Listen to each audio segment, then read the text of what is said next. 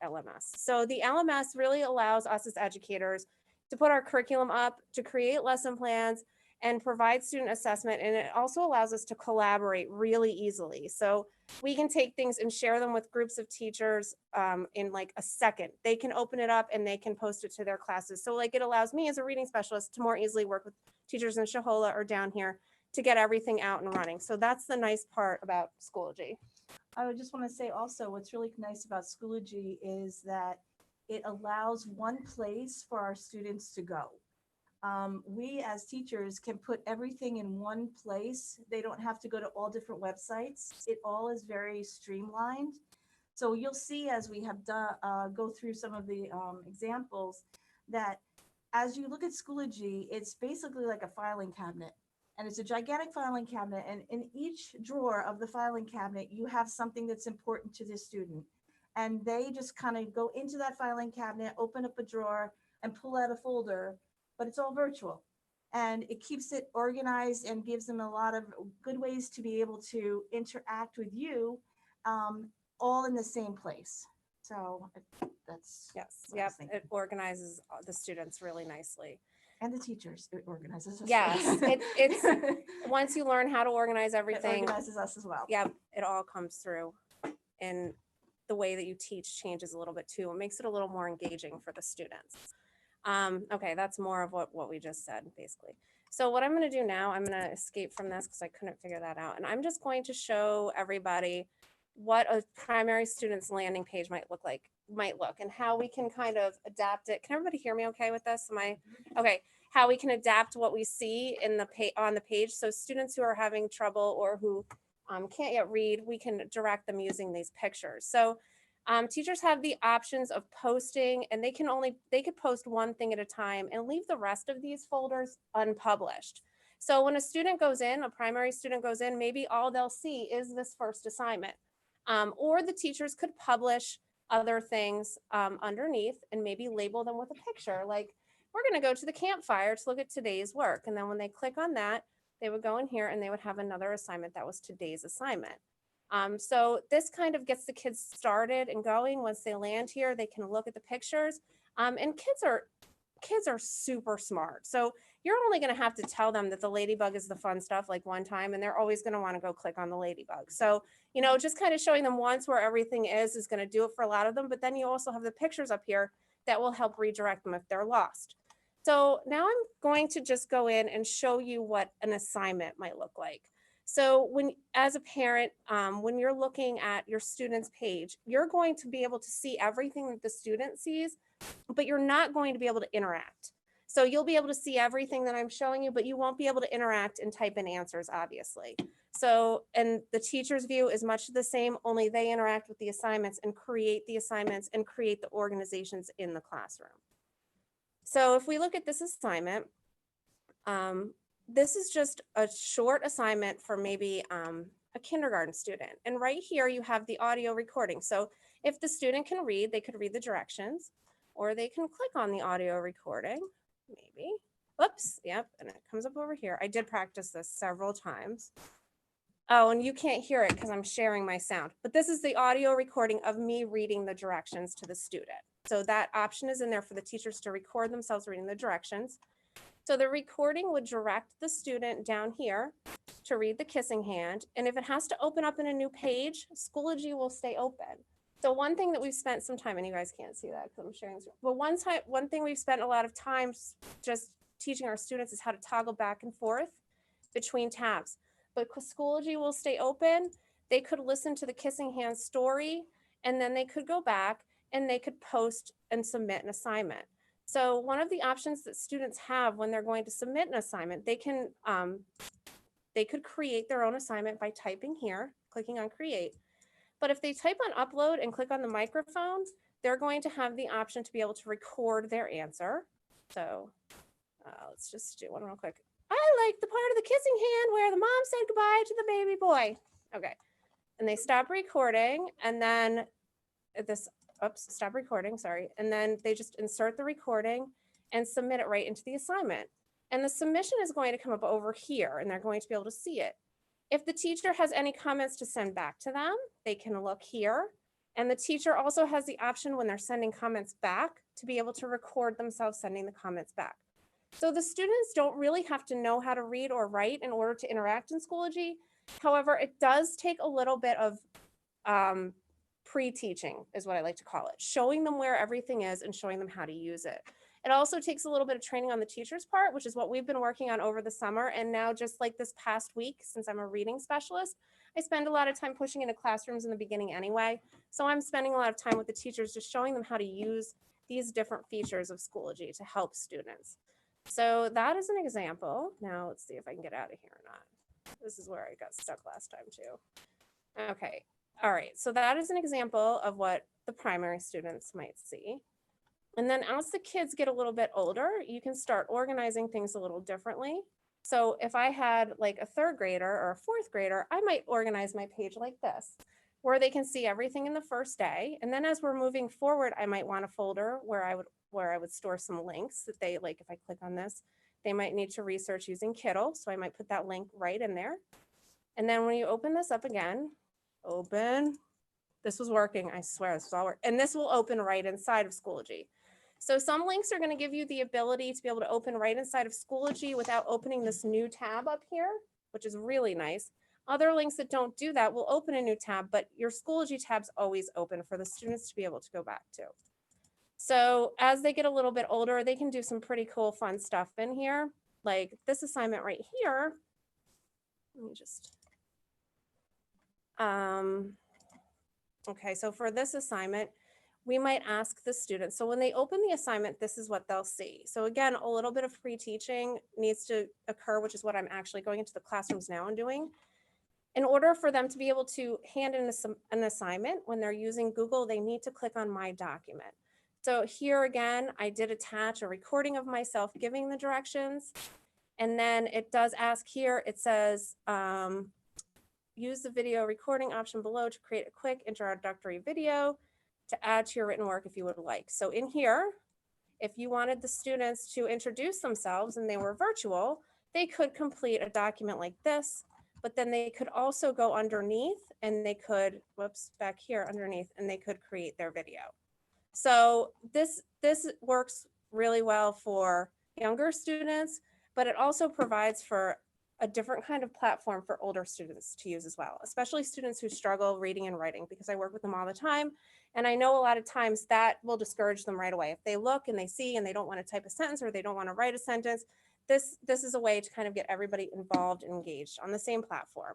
I don't want to like take up too much time, so I'm just going to let you talk. And then if anybody has any questions, you can talk about I'm going to stop my share. Okay. You can talk about the high school. So I do high school and middle school is also been. Oh, I'm sorry. Oh, yeah. I got it. Okay. I'm good now. Thank you.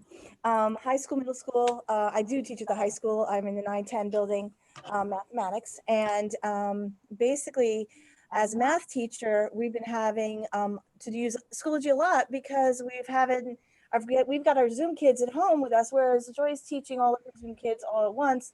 We have half the kids in the classroom and we have half the kids on Zoom. So we have to find ways to interact with them at the same time. So using a lot of things through Schoology is becoming very helpful to do that on both ends. So I'll show you something that we have once I share my screen. Here we go. This is how I set up my, that's what I want, right? No, Mm-hmm. Yeah, that's right. what I want. Mm-hmm. Okay. I'll make it blue. And then click share. Thank you. Sure. That's not how it works in my room. Okay, so you guys can see this, right? Okay. So basically, this is the teacher version of the high school Schoology page. And what you'll see is one of the really great things on the high school level, and it's probably on the elementary level as well, but we usually do not have communication through email with our students, but we do now. And so I can email my students directly by using my little envelope up here. Parents can get in touch with me and students can get in touch with me. We used to have to use a Remind a lot and other types of ways to actually interact with the students. So every night I can just go up, I can go over here to where it says course options. and I can send a message, and that will send a message to all of the students in my class, which is really very, very nice. All throughout the day, as the kids are out at home, I'm getting emails from the kids if they have questions and things like that as they get on. Maybe they can't hear me or things like that, and they'll send me messages, and Mrs. O, I'm really sorry, I couldn't hear that one thing. Could you just tell me what that was in the notes or something like that? So that's something that's really nice on the high school level that's different with Schoology, opposed to things that we've used before, because I do feel like I have a lot more of connection to the students through their emails. Okay, so some of our teachers have been doing our little Bitmoji classrooms, and I happen to be one of them because what else do I have to do? Basically, in my Bitmoji classroom, if you were looking at my actual classroom, I will share that a minute. I actually have several different links set up.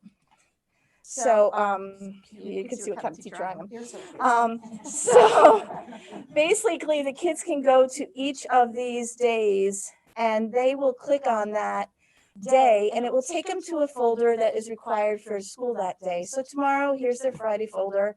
They can click on their Friday folder and it will take them to their Friday assignment. Now, right now you notice that September 11th is not, it's ghosted.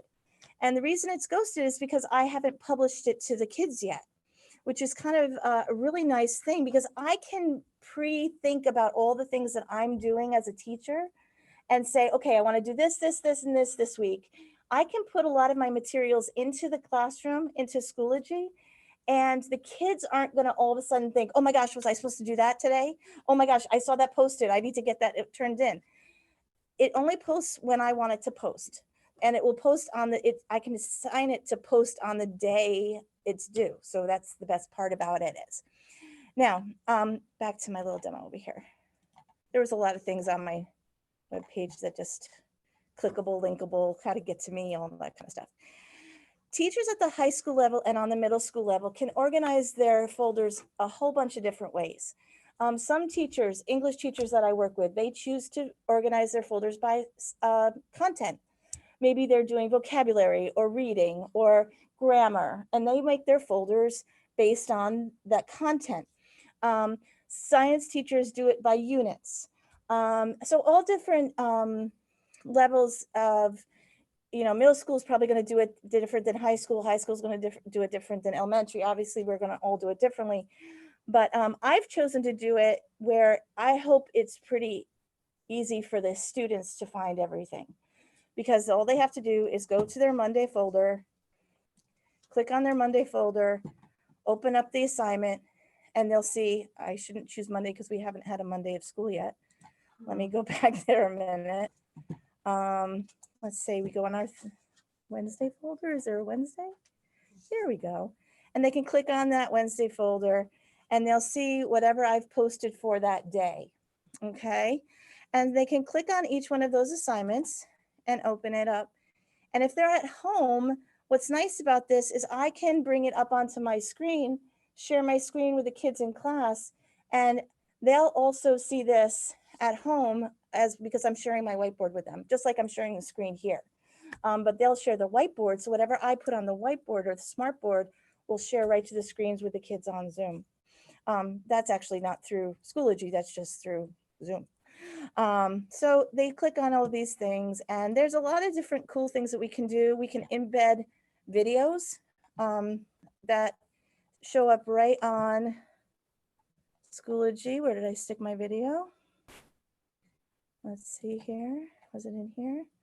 That's my notes. Okay, so every day my kids who are at home know they have to go into their Schoology account before they get to school and they have to print their notes. Okay. We have Kami. As of right now, it's free. Kami is a wonderful thing that every teacher in the entire school district could use. We have a free 90-day preview, something like that for right now. And basically what it is for some, I don't have Kami installed on my, Okay. yeah. Well, I could have, it's an extension on Google and it's not on this computer. So it's not showing up. I apologize. Cami is very nice. You can take a PDF document, a worksheet, something like that the teachers have already had, and it will upload into a program called Cami, and the students can type and write on the assignment directly. And then what they do is, for this next 80 days, they can click on that button that says turn it in, and it will go right back to our Schoology accounts, and we can grade it right in Schoology, which is really nice. Schoology on the high school level links, and I believe on the elementary as well, but it links to PowerSchool, which is our grading system. And so anything that I put into Schoology that I have as an assignment will sync right into my gradebook, which is fantastic for us. It's one thing that Google Classroom did not offer. Google Classroom didn't let us sync right into PowerSchool. So excuse me, it's very nice that it does that for us. We aren't doing double time, putting an assignment in to our learning management system and then having to go grade it on a piece of paper and transfer it into PowerSchool, which is fantastic. So that's a really, really very helpful on our end. It's been so nice. Schoology had a problem today where they weren't syncing to PowerSchool very nicely, and a lot of the teachers were freaking out, but it'll get fixed. It's not a big deal. I really want to find the video I put in here, and I thought I did it. That's the Cami. I did that one already. I'm sorry, guys. I just forget where I put things. Your Bitmoji guy is embedded up in the top there. I keep going to the same place, don't I? I really thought that's where I put it. Obviously, I didn't put it there. I really thought that that's where I put it. What I wanted to show you was. Maury, don't give up until it shows up. They can't hear it though, just so you know, because it's on sharing on the screen. Because I was going to show the America's Funniest Home Videos back to school fails. Well, I just really wanted to just show that the video will embed right in the. Why? I have one. Do you? Because it's making me nuts. I really thought I put it in there. I'm just gonna look one more place. No. Yeah. All right. Stop your share and I can. I'll stop your share. Okay. What's very cool about Schoology, I want to try to show you is that if you have a video that you've created or that you've gotten from another website, they can play it right in Schoology. So when the kids are on Zoom, you can just say, okay, guys, go to Schoology, open it up, and it will play right there. We go, something like that. It'll play right in there, and they don't have to go toggle to another screen and things like that. The very cool thing about this learning management system is it's so, everything can get embedded. The assignments can get embedded, the videos can get embedded, and I'm going to show you the tests as well. We use the tests, our teachers are just starting to do the testing. They have their own assessment system in Schoology, which we are still trying to figure out all the quirks and all the kinks. But when you create an assessment in Schoology, you'll see that basically what's really nice is you can enable the submissions or not enable the submissions. And we'll give it a category. And we can also give it a date, all right, of when it's going to be given. And if I could make it great, see, if I had it as a test grade, I could also set a time where I say period 1, I don't want my kids who are at home to have more time to take the test than the kids in the classroom. That's not equitable. So therefore, I can say at 8 o'clock, I'm going to start the test, and at 8:47, it's going to stop. So they know that even if they're home taking the assessment, they are going to have the same time. But let's say I have a special ed child in my classroom, and that child needs extra time. I can make a copy of that assessment, assign it to that specific child, and extend the time on that child so that that child gets his time and a half to take the test, whereas the other child has what is normal for all of the other children in the classroom. What's very cool about the assessment tool is that there are so many ways to ask a question. So when we're doing our setup, we can ask questions that are, is it? Yeah, it's gone. it's kind of slow here today.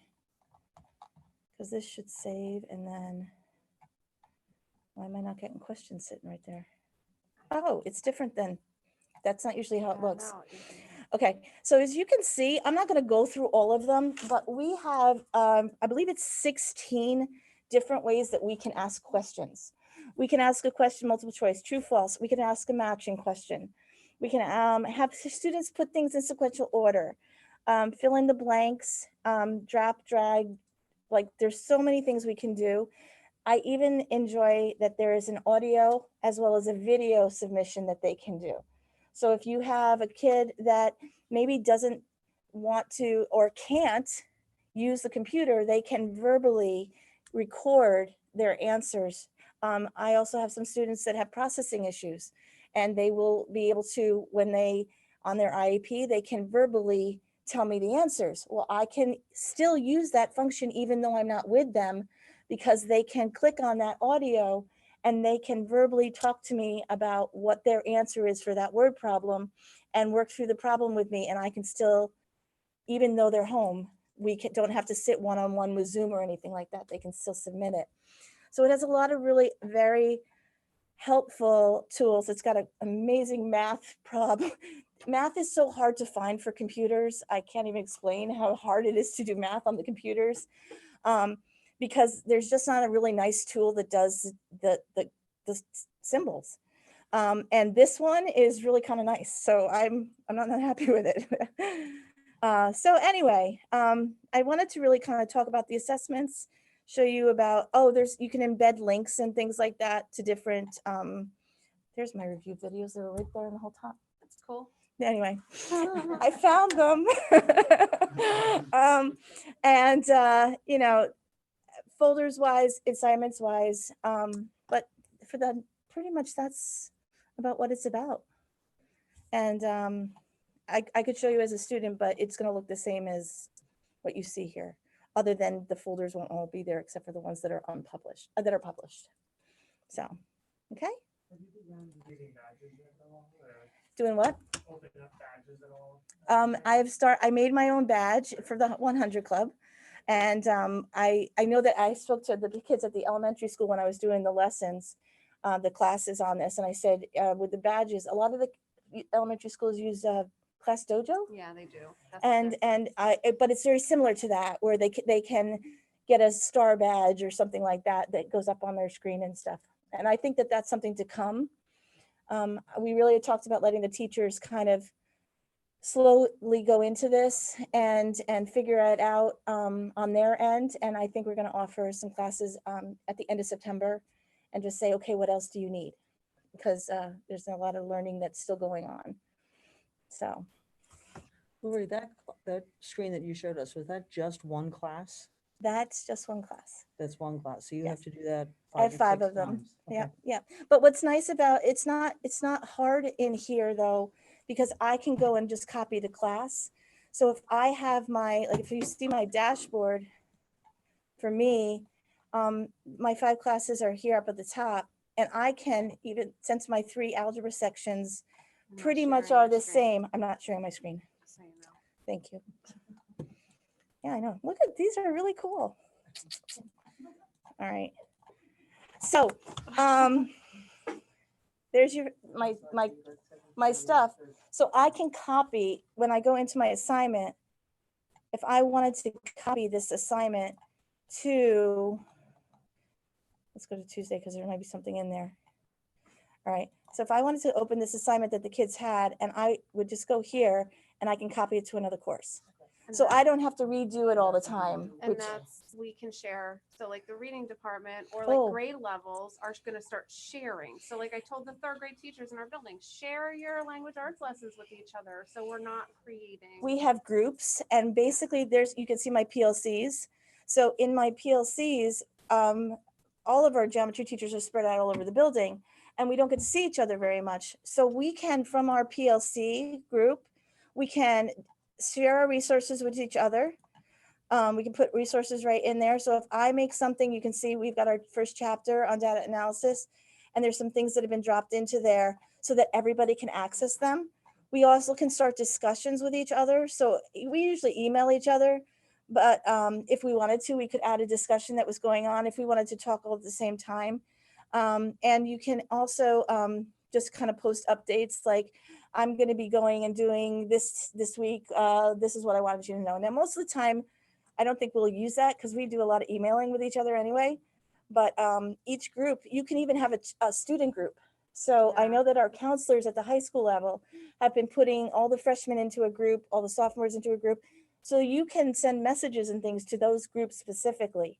I think that's what we were missing. Like virtually, I missed going and knocking on the teacher's Oh, door yeah. down the hall. But now here's my stuff. Look at what I just did. It was Yeah. great. What did you do? And Because I will say you can't ask for, I've taught in 3 other districts, and the best part about Delaware Valley staff is that they share.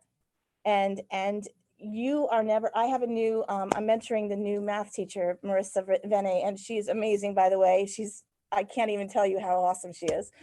And she said, she goes, I am shocked about how many teachers just come up to me and say, what can I get you? What can I help you for? Listen, I've got all these folders, or files, do you want them?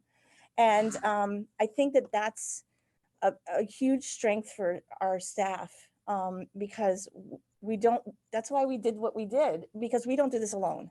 We do this, we're a family. And if it means that I can sit down with 10 minutes and show you how to do something on Schoology, and it makes it easier for you, that's what it's about.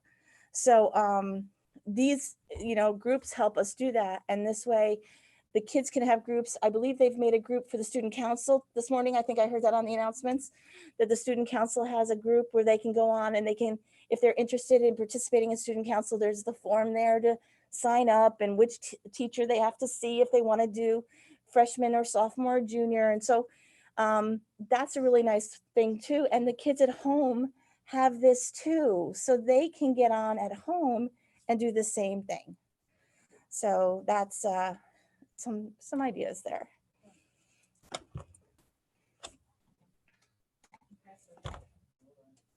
Excuse me? Impressive. Oh. You can see why we asked them. I do have a question. For the older ones, you said that they would email questions and different things, but for the younger ones, that's not, are they able to engage? The younger With the students don't message with using emails. I don't believe that the younger students have access to their emails. However, as a rule, it's difficult for younger students to get on and do that anyway. So we have other avenues open to communicate. And with you our have the students. parents more involved than, I was speaking to one of the elementary teachers this morning, a kindergarten teacher, and she said about how all the parents are with their kids Zooming. Now, that's a way different situation than I see at the high school, because all my kids are by themselves and they are working, on their own. On the elementary level, the parents still are so involved. But this Schoology gives them the function to be able to message students, I think, and I don't think they have, I think they can, oh no, it's the comment section of an assignment. Yeah. So that's where you could converse back and forth with the student about assignment. You could just keep going back and forth in that comments piece that I showed you where I recorded it, then they could listen to the recording. So that's how you can work with the So teacher. if you've got mom home and she's got a kindergartner, a second grader, and a fifth grader, and so the fifth grader is pretty much on his own, and he he has a question while the teacher is going through the assignment. How does he get the teacher's attention? On Zoom, he would just like they have things on Zoom like here. I don't know if they're enabled or not. I think but- fifth grade, they're all in one Well, for class fifth grade, together. they're all in one Yeah. room, so. So Oh. they can raise their hand. Yeah. Yeah, they can raise their hand on Zoom. Oh, like- that's right. You don't Yeah, have they're the not doing- different, right, okay. yeah. Doing So, the so, split so there, model, the so. teacher is Right. specifically paying attention to that. Okay. Yeah, gotcha. it's just at the high school and middle school where the split model is, and so we have the two. We're dealing with the kids in the classroom as well as the kids on Zoom. So So what we did for elementary to start, Mhm. because they have all 25, whatever, they have 25 kids. They have dual screens, so they have one screen with the kids. And then the one other with the screen work. their work, so that they can see them, and then we're gonna be rolling that out at secondary now as well, but we wanted to get elementary because they don't have anybody in person, that they needed to see their whole class at the same time. Okay, good. So that would even be at secondary if there was they could be waving their hand to get your attention if you don't hear them or whatnot. and we Yeah. the dual screens coming is going to really help a Yeah. lot, because Yeah, that's- especially when we're sharing a screen, we end up with like 2 or 3 kids up in the corner. Right, and we had talked So- about that at the one right, meeting. So I have yeah. to end up going down and like unclicking it. Okay, is everybody doing okay? And you don't really Yeah. want to share it on your whiteboard, so you kind of go over to the computer and is everybody okay? And then you come back and you do it. But you know, the kids have been amazing. The kids have just been amazing, following rules, doing everything to stay safe. And I keep reminding them, I said, you know what, the reason we're doing this is so we can all be here. I don't want to be back on Zoom again. So let's just keep doing what's right so we can stay here. And they've been great about it. So, and even the kids on Zoom are like, we want to come back, but we're not ready yet. And I'm like, that's okay, then I'll help you. I found ways like even I can Zoom with my kids at 3 o'clock and I can tutor them on Zoom if they're home, which is kind of cool. Yeah. So, I mean, that's, you know, I didn't even think of that until one day I was just like, one of the girls was stuck and I'm like, well, let's jump on Zoom right now and do it. And it was like, okay. So Awesome. any questions about Schoology other than that? I just have a comment. I personally believe it's your enthusiasm that is really allowing this to succeed. Okay, I'll repeat that. I believe your enthusiasm is greatly what allows this to succeed. I love hearing your enthusiasm. I already know what wonderful teachers you are, but I'm so happy that you are enjoying this system, and I'm happy our administration located it. Thank you. Thank you. Thank you. I will tell you, we have a lot of teachers that are equally as, you know, surprised at, you know, that have said to me, wow, I really actually like this. And oh, the kids actually like, you know, the elementaries that are doing that Zoom model, that they were shocked that it, you know, a couple that said, oh, I'm not good at this. I'm like, you are good at it. Look at what you're doing. Yeah. Like, so, Everybody stepped you know, up in we're such only on amazing day, ways. what, day 5 or day 6, and they're Yeah. doing amazing things. Yeah. So I'm super impressed with where we're at and what the kids are, like you said, kids are smart and they're way smarter with technology than all of us in this room probably. So It reminds me a lot of DV Cyber with the ability to do the videos and whatnot. And yeah. Yeah. Mm. And we're teaching the kids. The teachers are working so hard too, though. They are. Like you They are. only see us up here, but like, and I Everybody. have to say, like, it's so easy for me to walk into a Zoom room and fix a problem. And I always tell them it's easy. I get to walk away, but you, Yeah. and they sit there and they work so hard and they've never given up. I can't believe how it's just everywhere. Everybody is just joining together. It's such a great feeling to work in a building like that or in a district like that where everybody will just, and everybody Mhm. works really hard. It's not Extremely. just us. It's No, totally- it's not at all. And everybody's trying to make it work exactly. They want to make it perfect on day one, and we keep, Vicky keeps reminding them, stop, you can't make it perfect on day one. Because, you know, that's just what we want to, that's what we want to give our kids. And we want to give them a successful and enjoyable year, and in the strangest possible way that we could ever have. But, you know, so therefore, you know, the best thing we can do is just roll with the punches. So. What, if I could, I don't want to hog it, but what are some of the negatives that you're hearing or things that need worked on, things that people from both teachers and then students? Is there one thing that's really an issue? I don't think there's really anything that's an issue that we don't like bring up and say, hey, is there any way we can fix this? And then everybody just tries to work on it.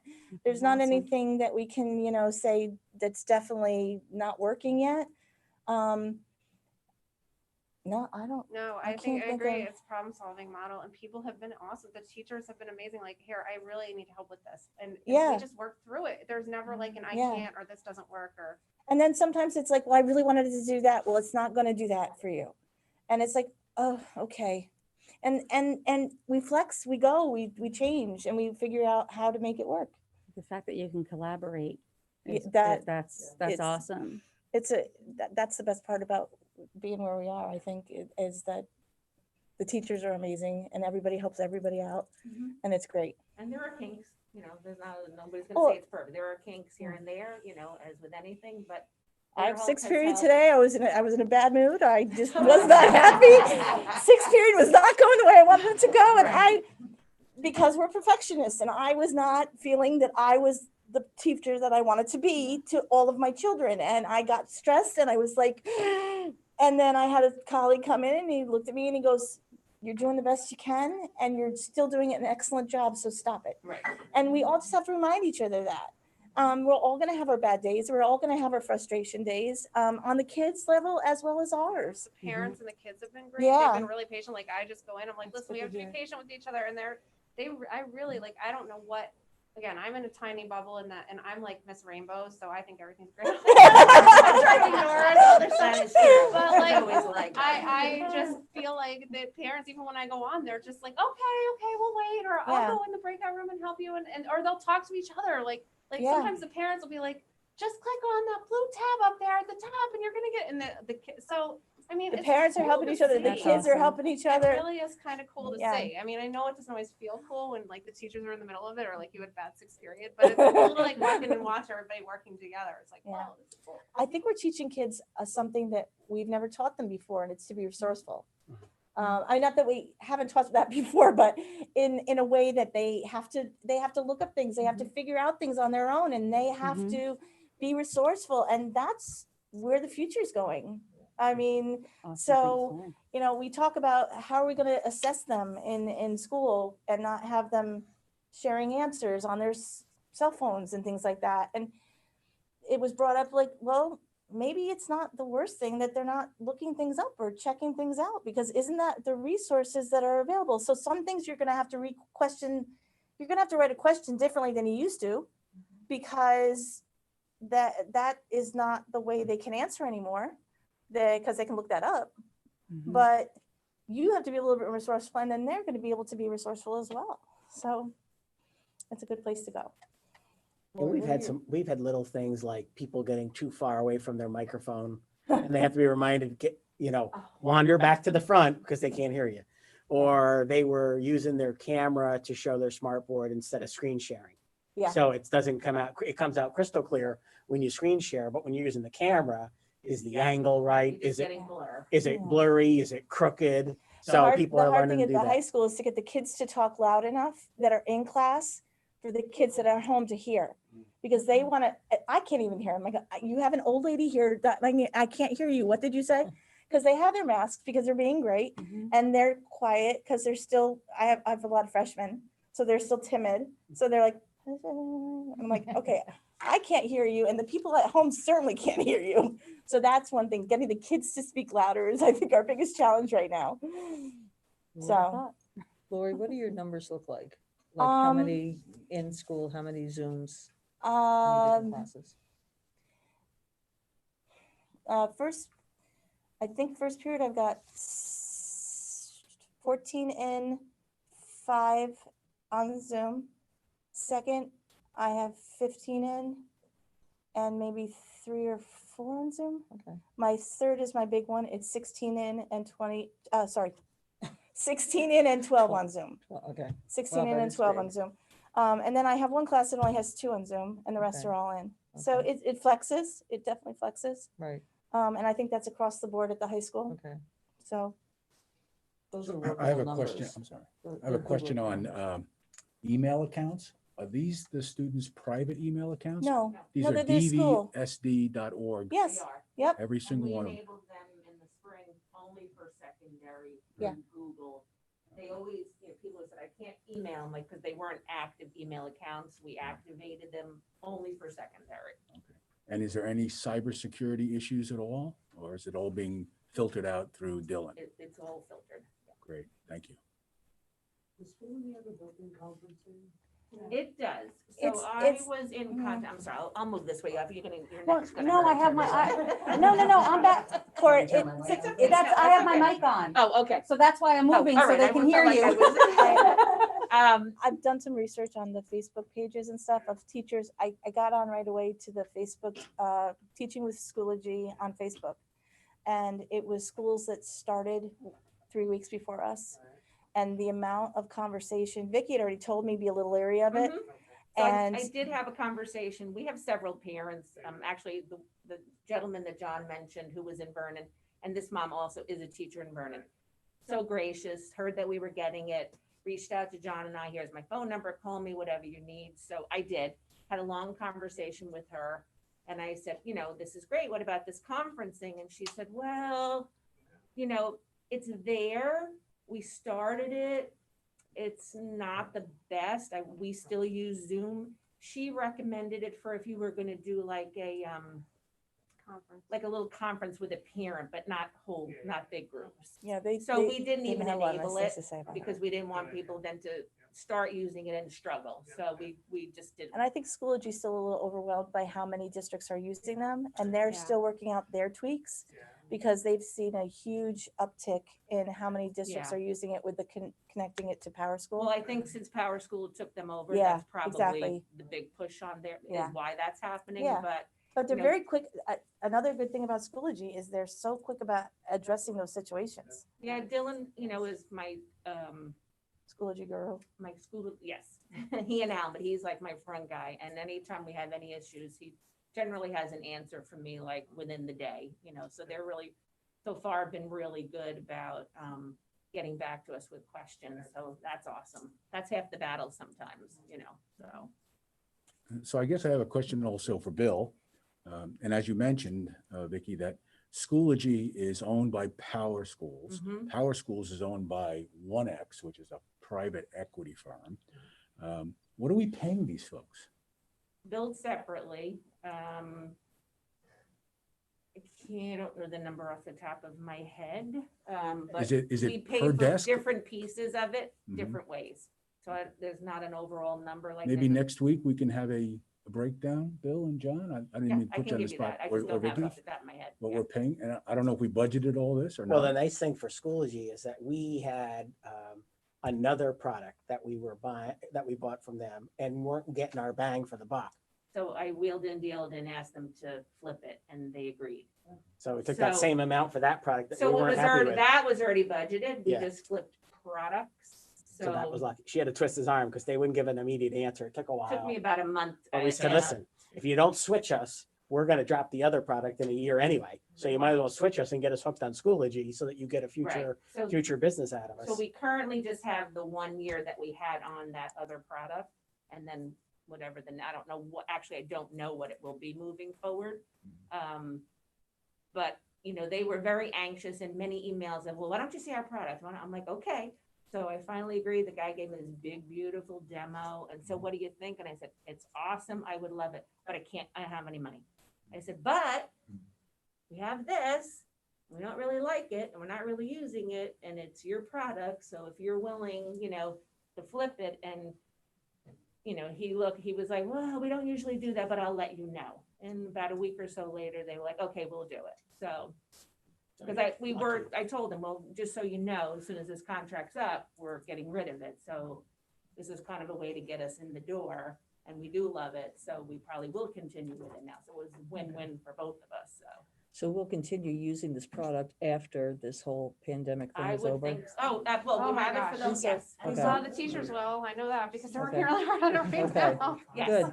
They're Yeah, it's doing great way 'cause too much they're work to uploading not all do that it. info Yep. that now they can use in the future. So it really wasn't just for that reason. It was for that reason was certainly a bonus, but it was also for having that ability to have that LMS and have that one kind of repository of, you know, we have stuff all over the place. Who's using Google? Who's using this? Who's using that? Now you can kind of keep it all in one spot, still use Google, which is great because there's lots of good stuff there. And you can still, you know, the kids can still store their stuff on Google Drive and access it from home.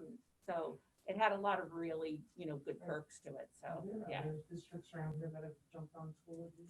there are quite a few from the IU. Because I'm thinking, you know, what we might want to do is then look to negotiate pricing, For consortium pricing, yeah. you know, jump all in Mhm. together and get a lower per Mhm. FTE price. We'll put that on the list. I just have one comment, and I'm staying unmuted. I don't know if I'm allowed to do that, but we'll find out. Okay. All right, well, then I'll just see what I have to say then. Hold on.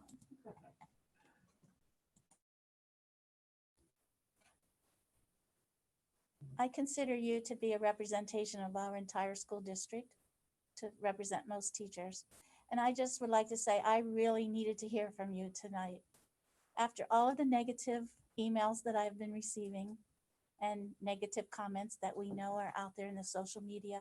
I really need to hear from our staff, and I want to thank this committee for bringing you here and the administration. It was really important for me to hear the enthusiasm, the positive outlook. We know there's going to be kinks and quirks and so forth, but I really do appreciate the opportunity that I got to hear this side of things.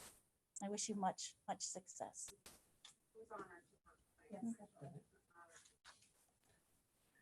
Can we get information for that Cami also? Because it Already sounds like done. you really like it. She doesn't know, but I already did. You're Oh, getting okay, it. so- You're getting it. Every time she comes, I said, how much? She shows up my office, I say, how much do you need? Before she even tells me what Well, it is. you know, Lori's words, Vicky, this is gonna be a deal breaker if we don't get this, so. And I don't even use it because I'm a math teacher, so I'm thinking, I just know from all the history teachers, the English teachers, everybody who's coming to me and talking to me about Cami, they'll be like, Laura, Cami, and I go, guys, I haven't used it yet, because I'm using Paradex to get the kids to interact with me, I'm not Right. using this yet, not that I won't, but I was like, yeah, they need this, it's definitely a big deal. That was it, I said it's. We're working on it. I'm on it.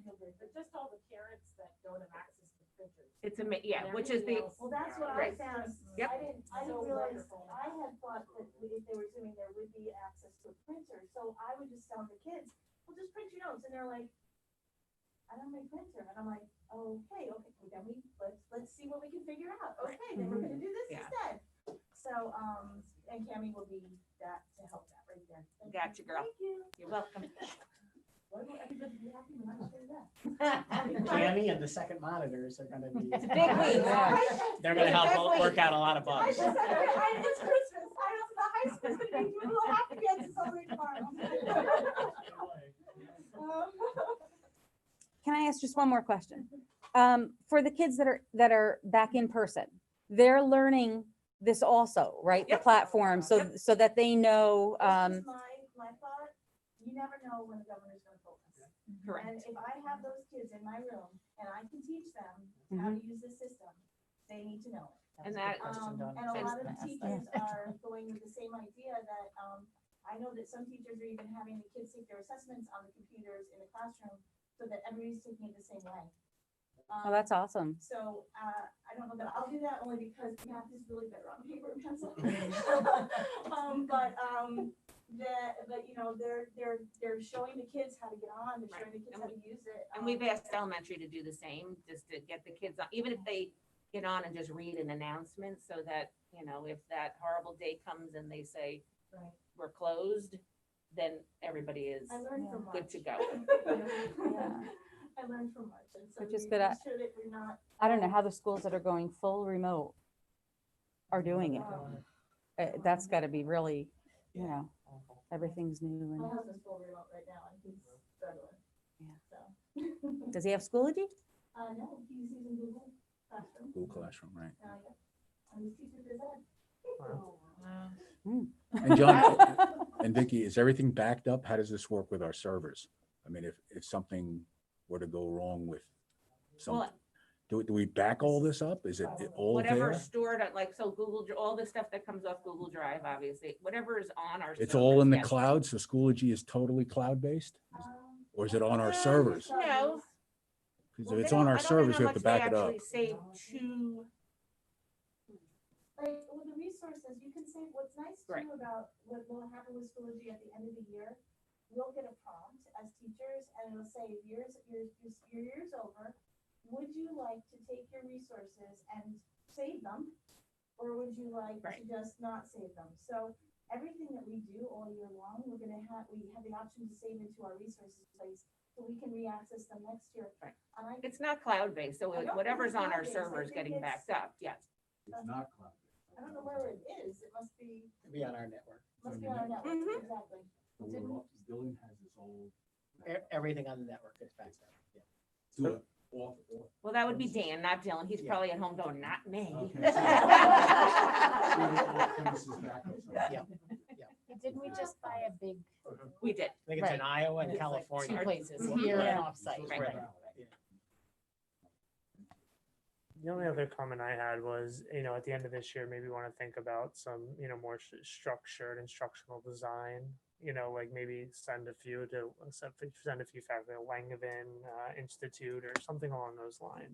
They have some really cool instructional design things because you'll hit here and then you'll get frustrated and then you're gonna want to go here, So Right now, we're just trying to. exactly, stay here. exactly. That's what I said at the end of the year. So. He is. It's in the Bahamas, so if you want to. All No, right. I don't know where it is. It's probably in like Patterson or something. There's some cool virtual ones. Too. Oh, okay.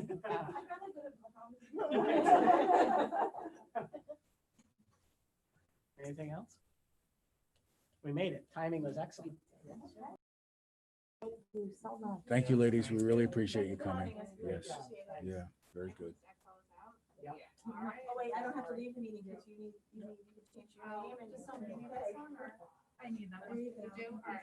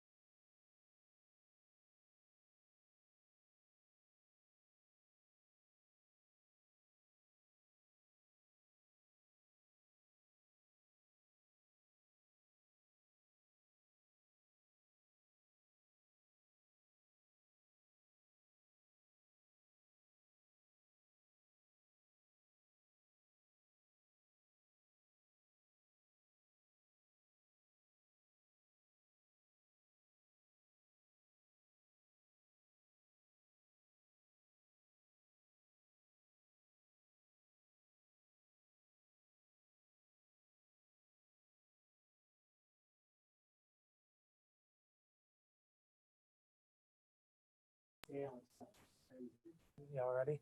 Good, good, good, cool. Will everybody please stand for the Pledge of Allegiance?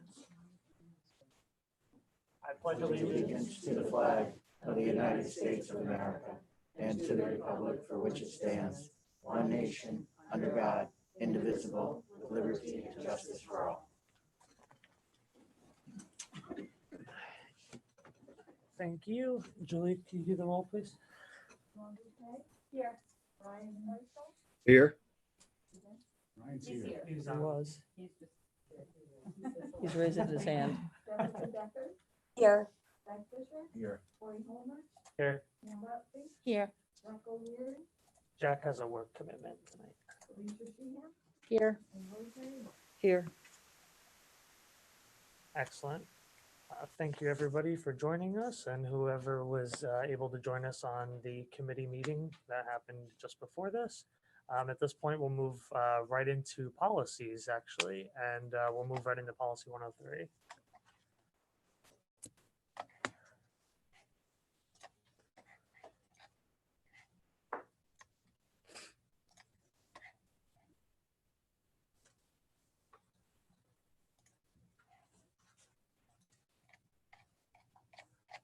Just getting myself situated no because problem. I have a whole pile of them tonight, so.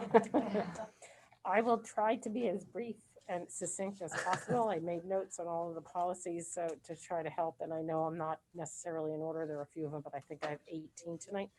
So, policy 103, discrimination Title IX, sexual harassment affecting students. This is a brand new, totally new policy. It was recommended by PSBA. We formerly had a non-discrimination harassment in the school and classroom practices. This replaces that policy in totality, and primarily it is due to the spring changes to Title IX. So it is there's very little of the original policy that has not been tweaked in this whole thing. So I would ask that you really go through and read through the policy and make sure that you are familiar with it before adopting it. But it is pretty much based on the new regulations and so on. It, you know, it has definitions. It goes through the delegation of responsibility. The compliance officer in Title IX defines those roles and responsibilities of those individuals. Training for the Title IX coordinator, which is myself, and disciplinary consequences for not following through on the policy itself. So it kind of delineates and goes through the entire thing, but it is clearly a new policy and it is law. So we do need to act on these relatively quickly and get these policies in place. Almost all of these changes that I'm going to go over tonight are all due to the Title IX changes. Okay. Policy 104 replaces the non-discrimination discriminatory harassment for employment. So the former policy was for students. This policy is all about the same policies and practices, but dealing with our staff. So again, it pretty much goes through the same thing: investigation, the role of the Title IX coordinator, the compliance officer.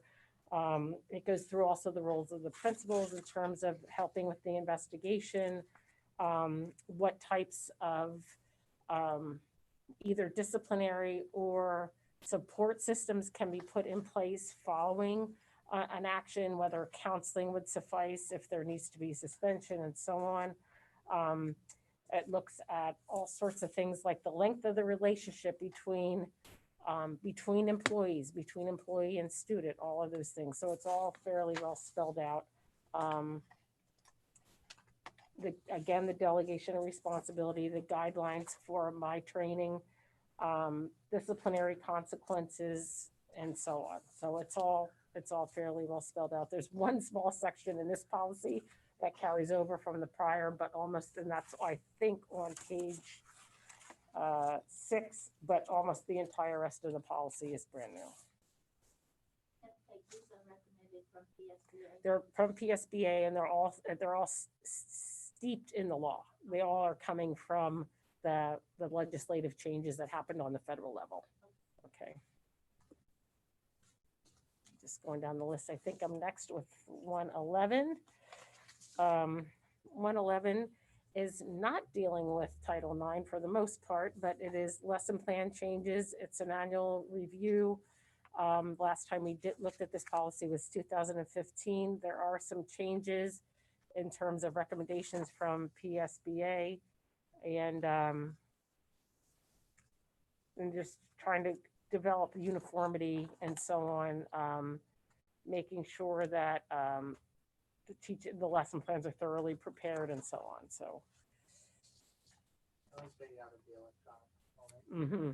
yeah, It made me laugh when they were saying cassette tapes. yeah, yeah. I don't think anybody even has a machine to play a cassette tape. No anymore. So, and it, updated and it's appropriate timing for it. So that was an easy one to go through.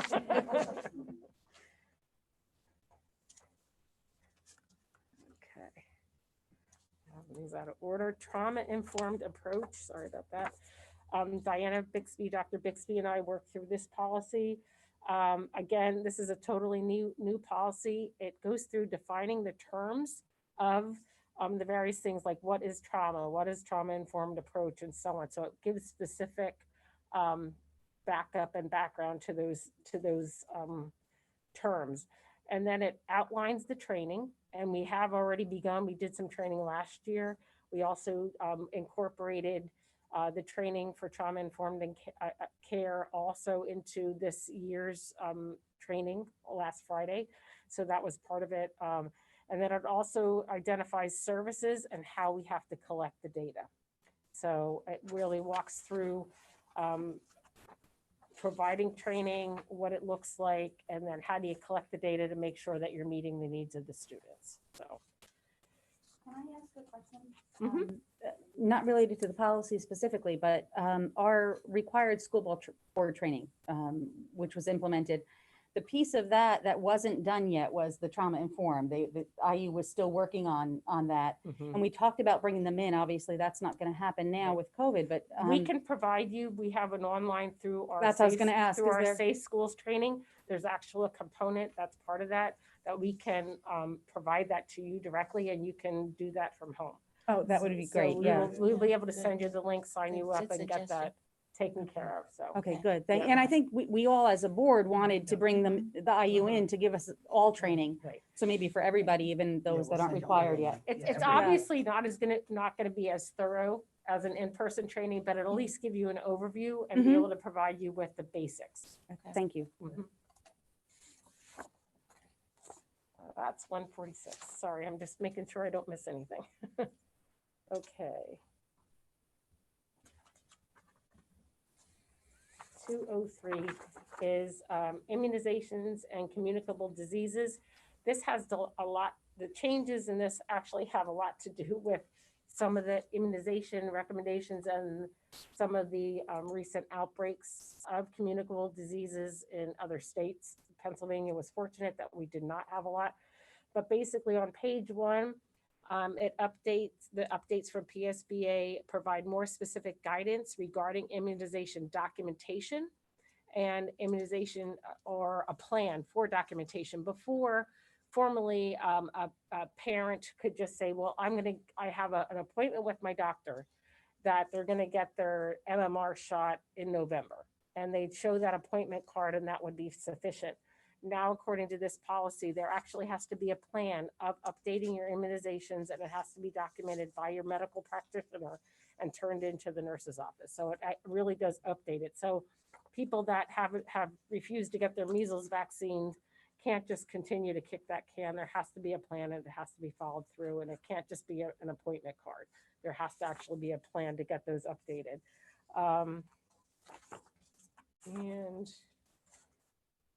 Also, there has to be a way to notify the guardians of the policy changing, when it will begin and end, and so on. So that's incorporated into the policy. So those are the two big changes in the policy. But again, it's worth going through and looking at it. The third piece is that on the last page, that in an emergency situation, health records can be disclosed to specific agencies for emergencies. So if you have an outbreak of measles or COVID and the Department of Health requests that information, for an example, like contact tracing, we would have to be able to provide that information to that agency.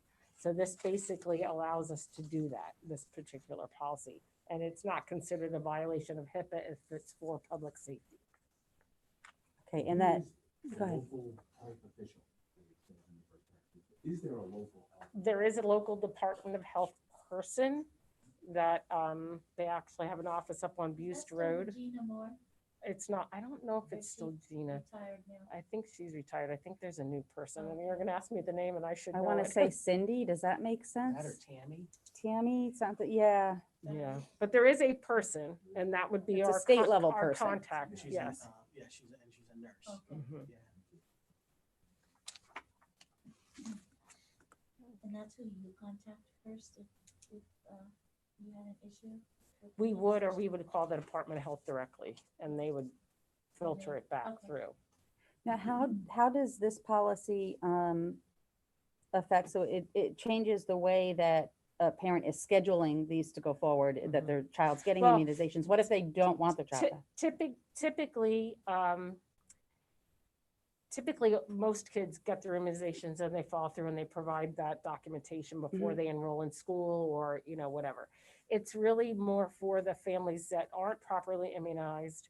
And therefore, there either has to be a plan to get there, or if they have a medical exemption, they had a reaction to or a religious exemption, they would then document that. And they wouldn't have to have the plan to complete the immunizations, but then we would have to have a plan to notify that family when we get an outbreak, because we now have to exclude that child from school.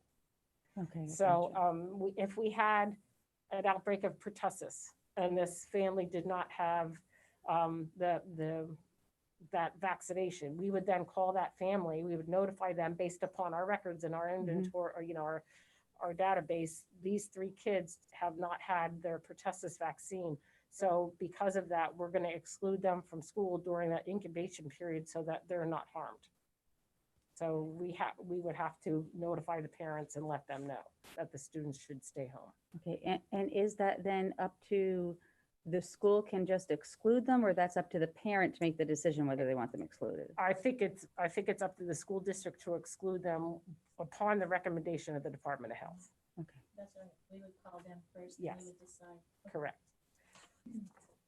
We wouldn't do anything unilaterally without their, and I think that that's similar to New York State. There were a couple of counties that really got rocked last year. Mhm. And I think this is in response to that.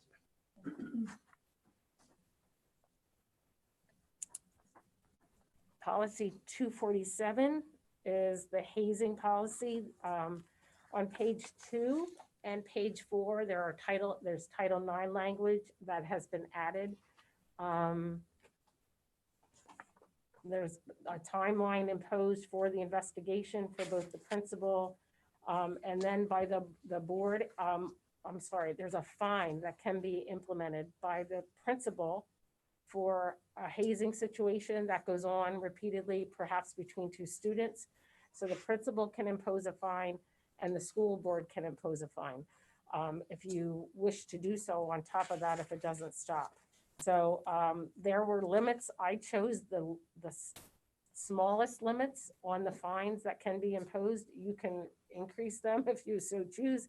You can eliminate them if you so choose. But I just went on the PSBA's recommendation, and that is on page 4, and I went with the minimum number. So the minimum amount. So if you'd like to remove that, let me know. If you're okay with the minimums, that's okay too, or you want to increase the amounts. Building principal leverage a fine. That doesn't happen now with anything. Not with hazing, we can levy citations for things like smoking. That's not from the police, that's from our school police officers, not from the principals. Level. Correct. And that's what the administration wants. I'm wondering if that should rise to a director level to leverage the fine. I don't know. I I don't know if that, if something were to raise to that, I'm wondering if it should raise up to the director level. If there's a need to put a fine down for hazing and not stopping.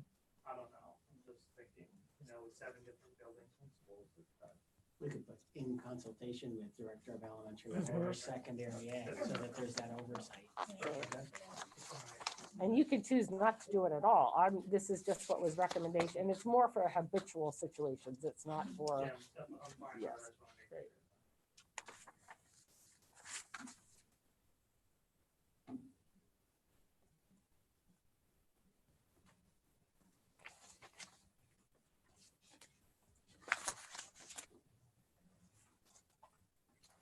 all right. 249 is reporting and investigating Title IX references to the bullying and cyberbullying. So it just has some minor language on page 2 that is added in to include, and also on page 4, the reference to the Title IX language, law, and positions.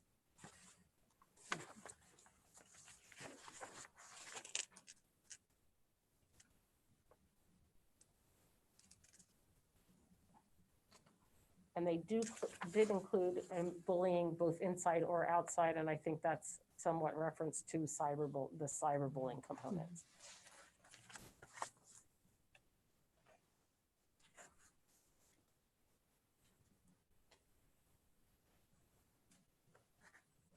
Policy 252 is an optional policy. It is a new policy, not a replacement. It's totally new. Again, the 252 is regarding dating violence, and it is all regarding Title IX and investigation and the procedures and practices found therein. So it's just kind of a continuation of ramping up all the previous policies, and this is just regarding dating violence. We do not have to incorporate this. It is not a requirement, but I just wanted to present it since it was recommended by PSBA. Everything encompassed in the Title IX policies. It's like there's the employee policy, there's the student policy, there's the bullying policy, and everything's just kind of, and then a hazing policy, and this is just another version of it.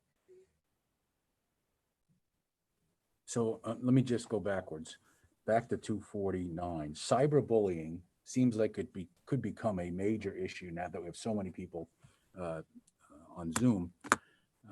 It would seem to me that the fine should be higher. That's the first thing. And that we need to really spell out what cyberbullying is, because let's suppose, are any of our kids in these things called pandemic pods where parents are dropping them off somewhere and they're in a room with 10 or 12 other cybers and they're working together, and someone comes over and messes up your system? I mean, are we sure everyone's at home? Do we have any knowledge of that? No, we're not. I don't have any knowledge of pods, but I don't know that everybody's home. Okay. It's kind of a very different level from our standpoint in that, when they're here in local parentis, we're the primary person to watch safely over them. Parents have taken that responsibility away from us when they went online, and they put it back on their shoulders 24/7 instead of getting a 6.5 hour break from us. So that's all on them in that respect. So if somebody were to mess with a child's Schoology product, would we consider that cyberbullying? I guess that's, something I'd like to see spelled out, or some wording toward that. What do you mean mess with their account? You do your homework, you submit it, and somehow somebody else comes in and deletes it. A friend, a non-friend, somebody has access for 30 seconds to your Chromebook.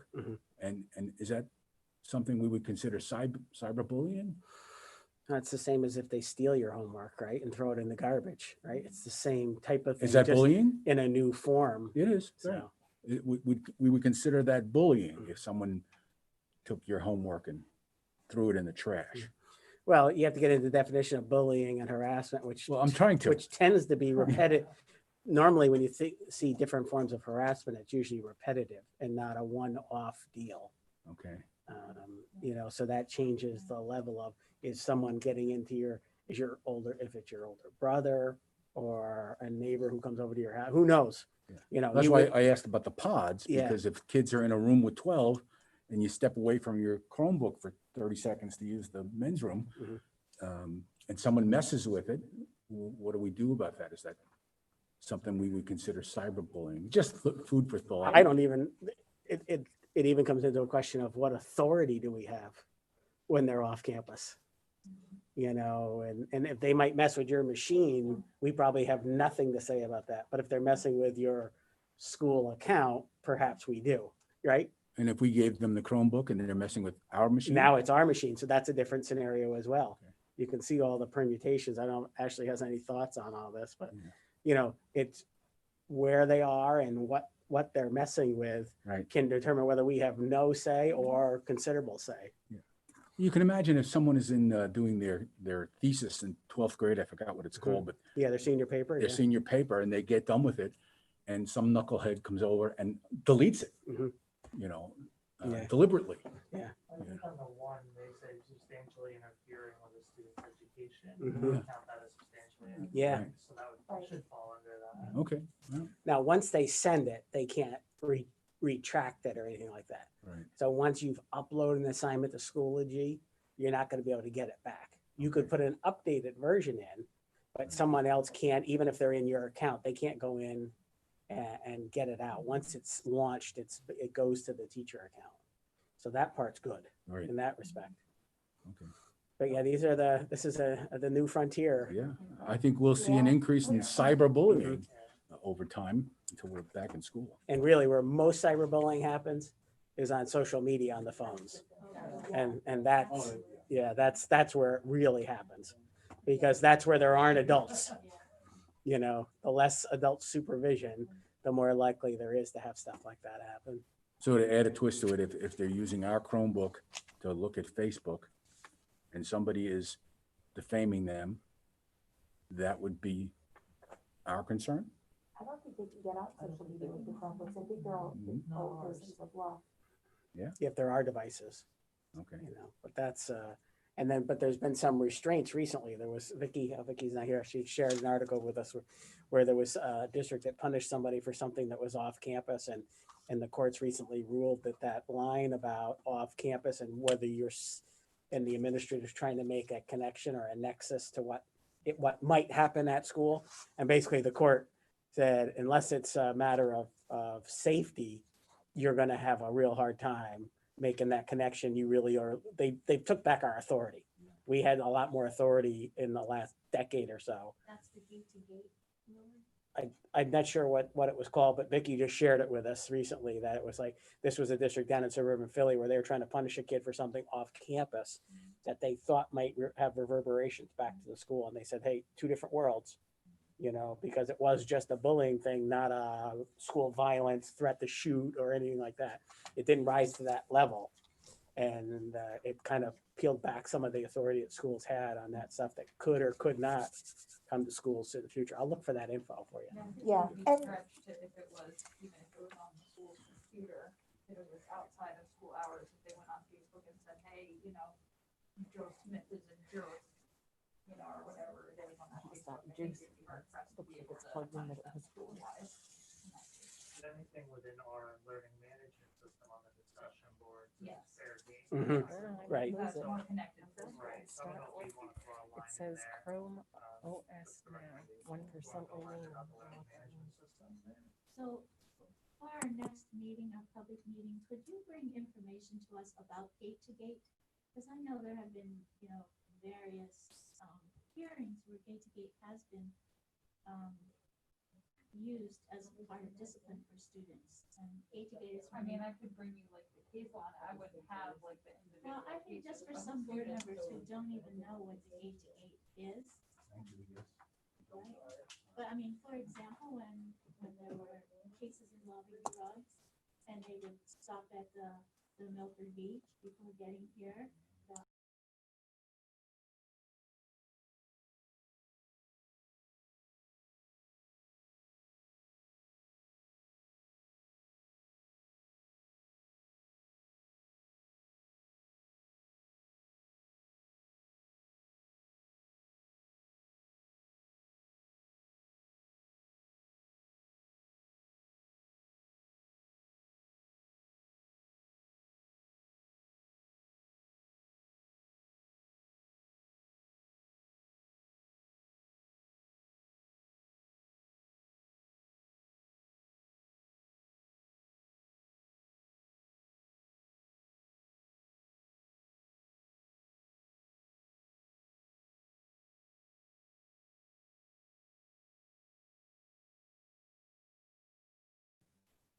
Okay, shall I continue?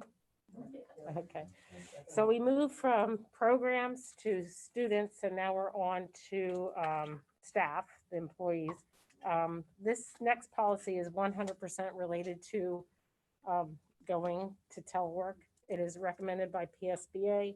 There's a lot of language in defining what is remote work, what is teleworking, what's an agreement, what are tele-employees, and so on. It breaks all of that down.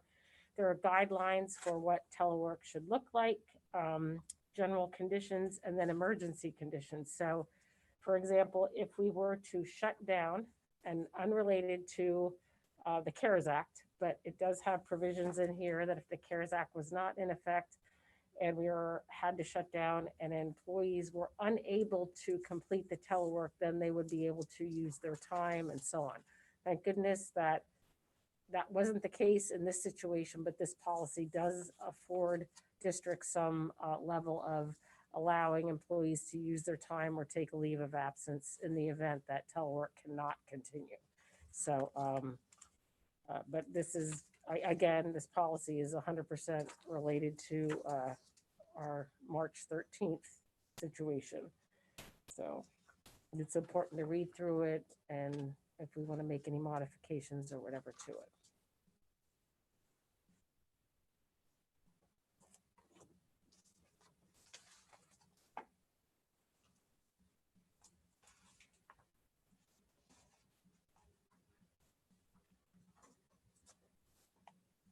As I look through this, it brings me back to.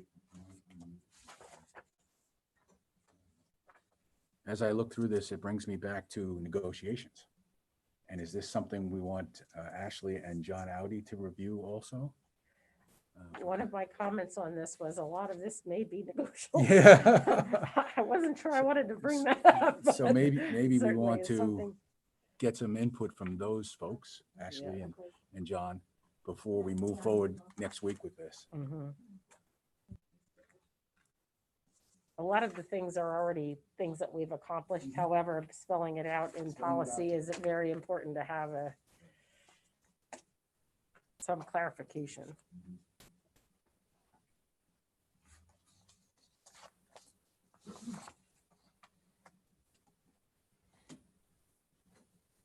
.314, you ready? Okay, 314 is regarding employee physical examination. On page 1, there's a change that it allows for employee screening, or if an employee refuses a physical exam, let me just make sure that if they refuse a physical exam, we can appeal to the Secretary of the Department of Health in order to require an exam if we feel that there's a safety concern for that. And on page 2, there are provisions for a communicable disease and guidelines for employees, again, COVID related. So if there's something that can be transmitted, there are guidelines there for health concerns, notification, and so on.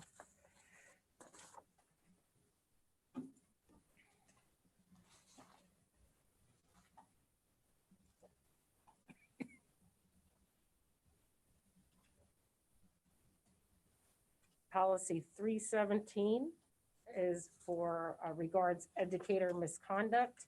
And if you go to page 3, you will see the reference to Title IX and the changes whenever allegations underlying for reported of an educator misconduct related to Title IX and discrimination and so on. Those provisions are included in this policy as well.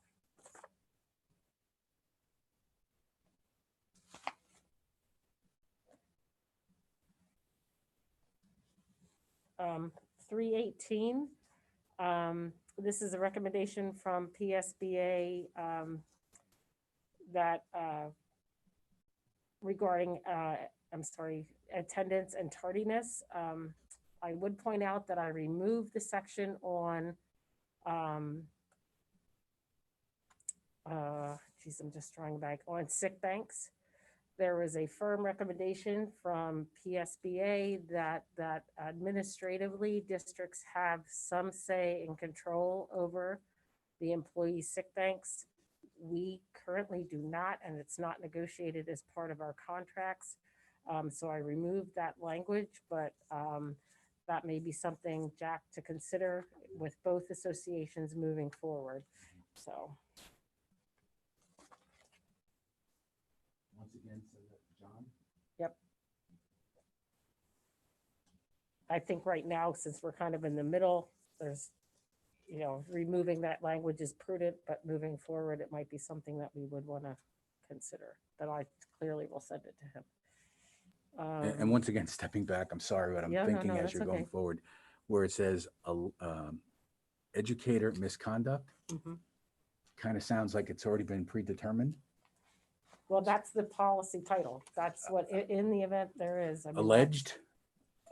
I mean, for someone to get charged like that, just being told it's educator misconduct, I don't know, it just seems to me we should have it alleged, possible, I don't know. Maybe there's another word to put in front of it. Okay, But I understand that everyone is, innocent until proven guilty, and therefore it just sounds like we're already. How in about our- if we put educator misconduct investigation procedures or something, investigation policy or something along those lines? Yeah, something that tones it down a little.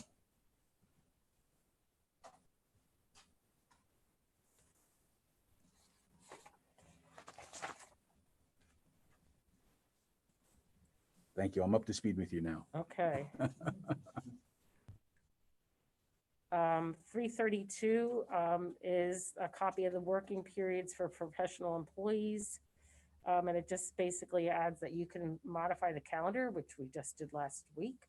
And it gives you the authority to do those types of things, and also based upon health and safety, which occurred on March 13th. So this is related to COVID, basically, but allows the school boards, not waiting for PDE, but you have obviously can change the calendar.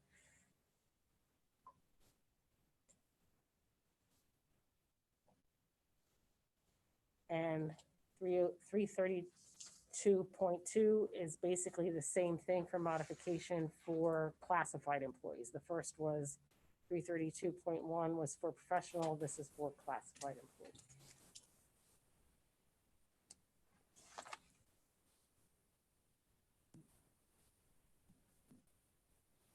Now I can take a break.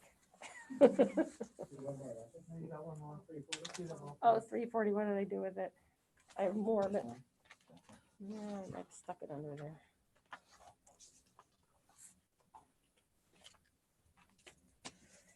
Let me just see what it is. I can probably. I printed them out. Oh, I have them on. I just don't know. I probably just got it stuck.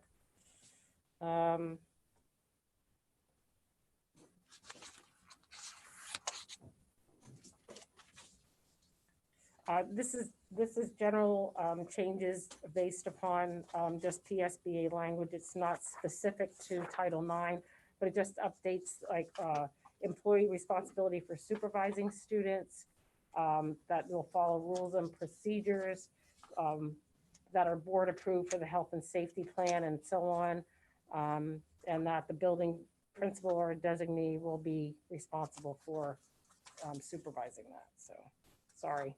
It got misplaced.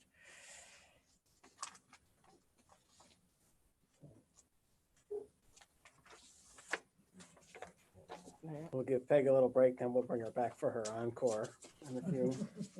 Yeah. The first one I have I did is have it. 705, facilities and workplace safety. In that one, you'll notice originally it said under the authority, the board directs the district to provide facilities and equipment for the safe conduct of the educational programs and operations of the school, period. Now they've added in accordance with guidance issued by state and local officials and the board approved health and safety plan. So since we've delved so much more deeply into the public health world in the last 6 months, it's time for the policies to kind of catch up to that. And you'll see they talk about periodically reviewing and evaluating health and safety rules and updating the health and safety plans as necessary and providing training and signage and all the things that we did to get ready for the beginning of the school year. Speaking of the health and safety plan, Chris Lordy is making some modifications to the health and safety plan, just little things that we saw. So if you happen to see anything on the health and safety plan, let us know. I've asked him to make the changes in the plan and then just provide a front page cover with the changes.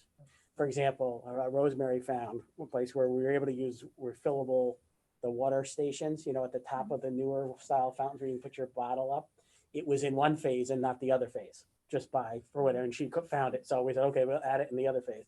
Then there was a place where it did say in there that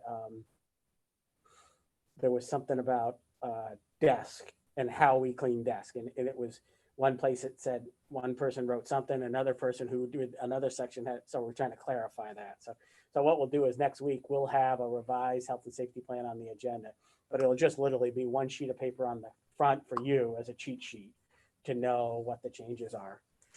And I'm sure as time goes by, it's going to get changed as different things evolve and we go into different situations, or we learn something new that you don't need to do this, you need to do that, you know. So I imagine it'll kind of be I hate to say living, breathing document, but it might be, you know, so. And who would be the local officials that would have us guidance?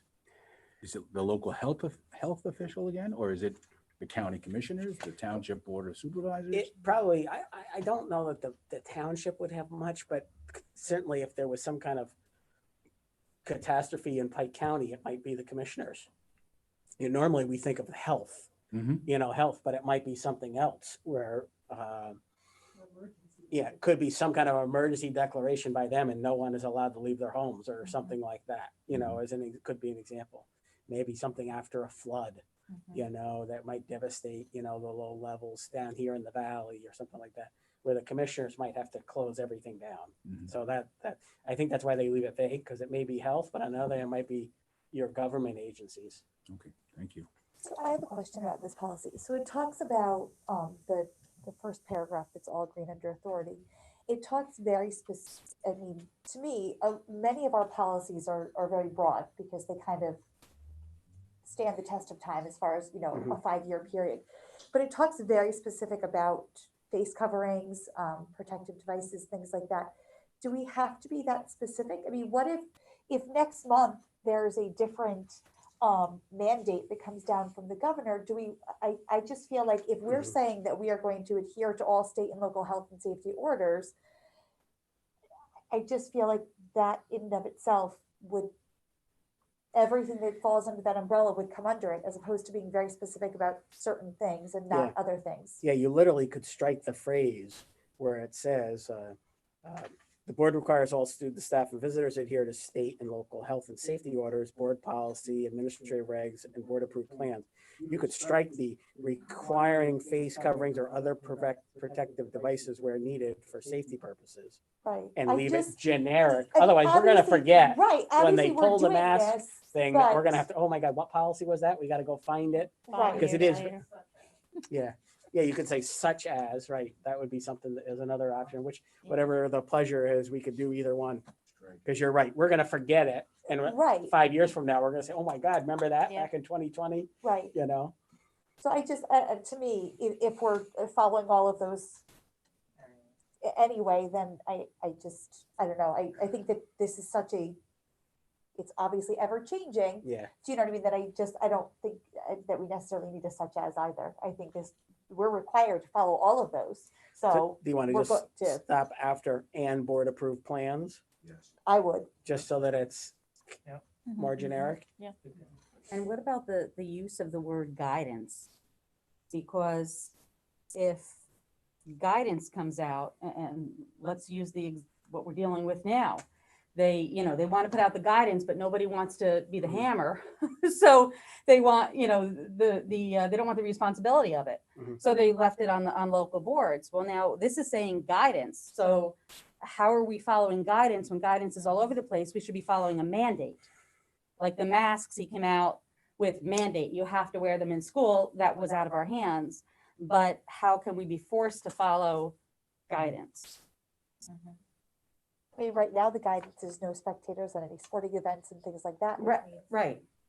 We would, if we pass this next week, do you know what I mean? Then we wouldn't be able to do that because that's technically still the guidance from the Yeah, and governor's when office. we get there, even I'll talk though- about that too, because there's caveats in there so we can change if he changes, or if he gets overruled with the 2/3 vote. How do you want to modify that? I would change guidance to mandate.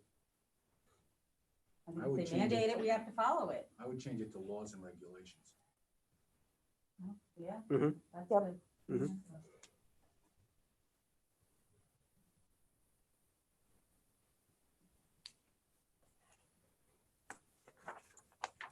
Yeah, because if there's guidance you wanna follow, you can just put it into the work through health and safety plan and it would be covered under Mhm. that. Right.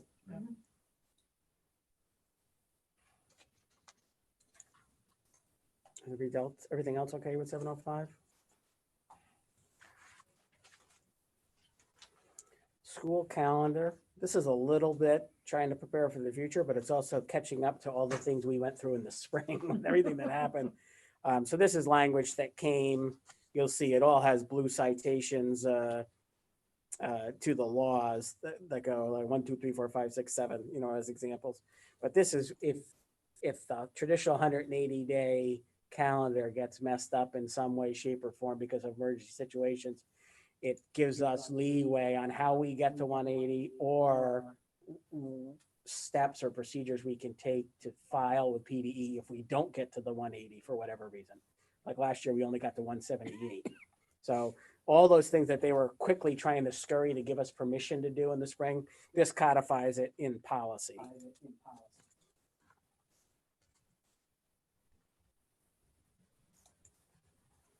It's amazing between Title IX and the pandemic to see how many policies have to be changed at once.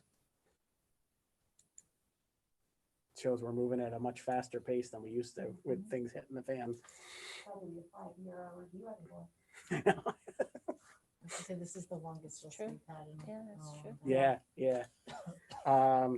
Moving to, I'm sorry, I go back to Peg for a couple. time. Don't sound so excited. Mhm. Julie and I have been pounding away at these for a while, so. The next policy, 824, is maintaining professional, adult and student boundaries. Again, it's related to Title IX. There's a word change on page 1 that just basically references the assigned duties of the teacher.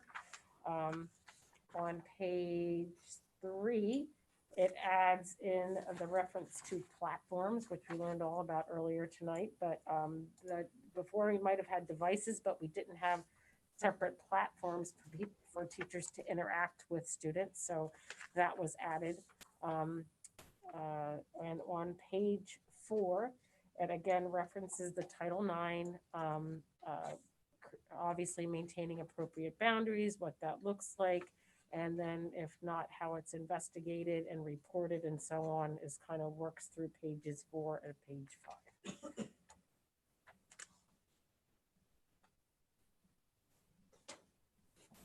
Is there an intended difference between immediately and promptly?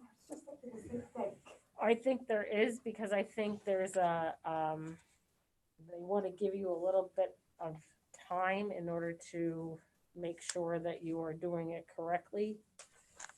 I think later on it says promptly, but not later than 15 days following discovery. So I guess immediately Because immediately would be today or tomorrow, where promptly you may need time to investigate and dig in a little bit, so it's giving you timelines.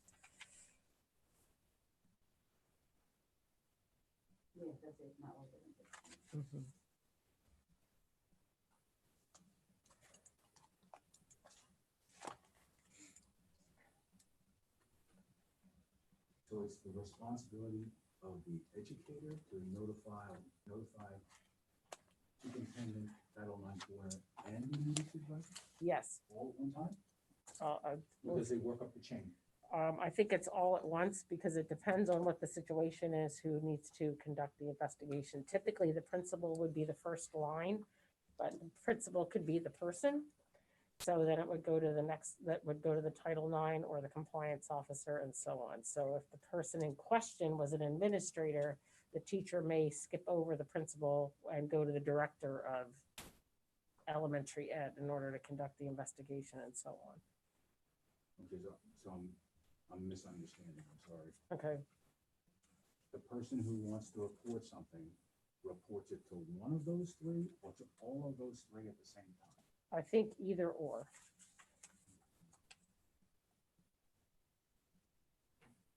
As I read it, it sounds as if they're supposed to all three at the same time.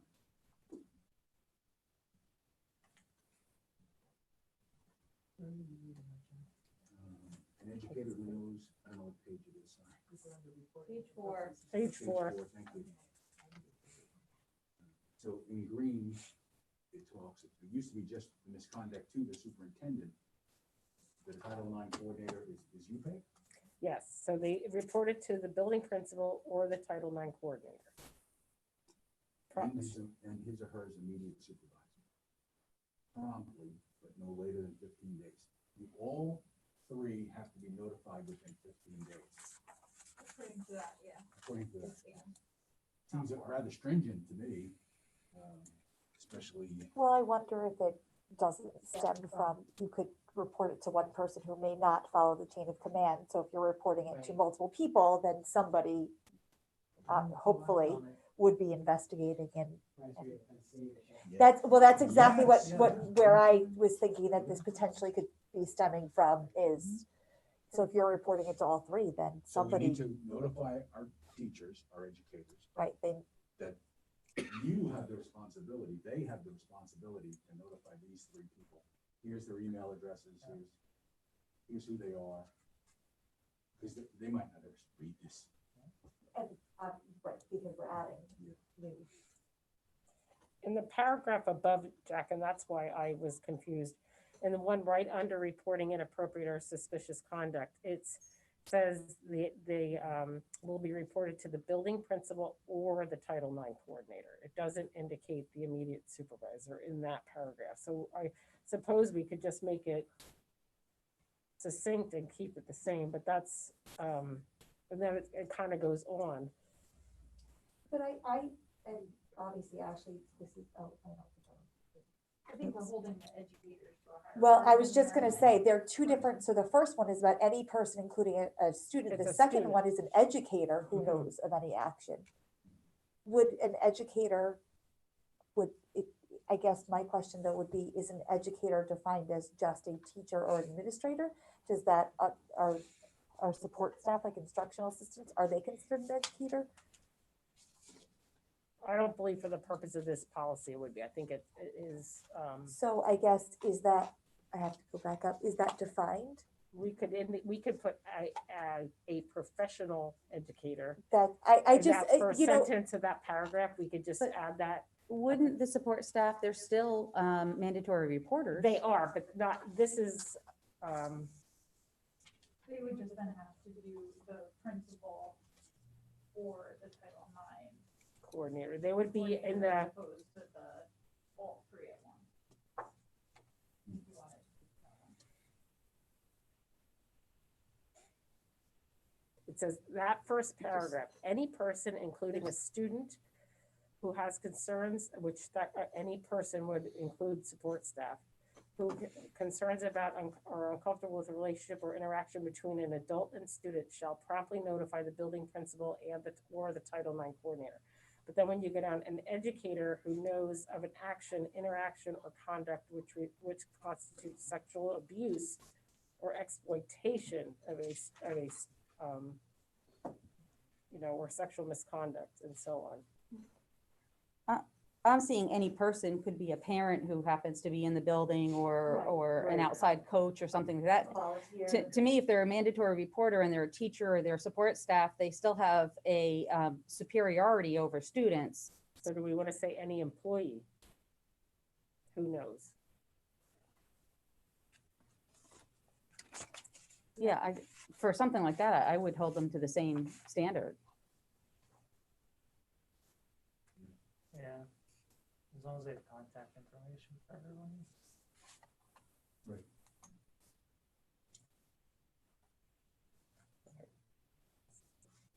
we'll just change it to any employee and then that covers all of Right. everybody.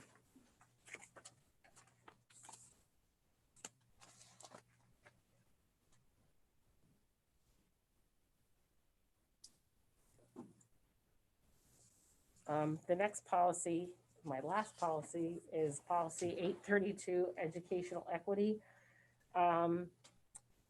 This is all getting to the point of building cultural equity with our curriculum, with our programs and processes and so on.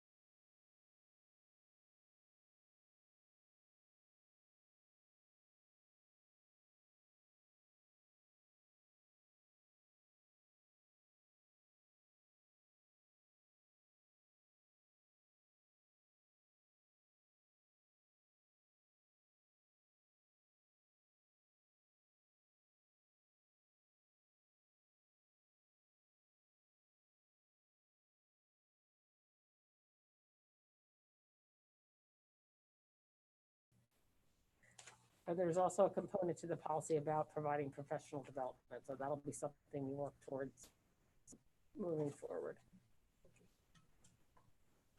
No.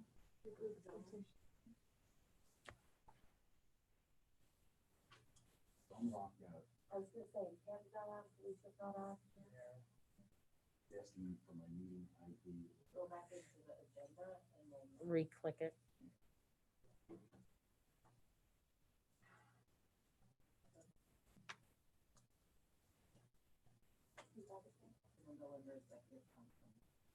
Go to meeting, yeah. My internet is out, it's just, so you can't reach.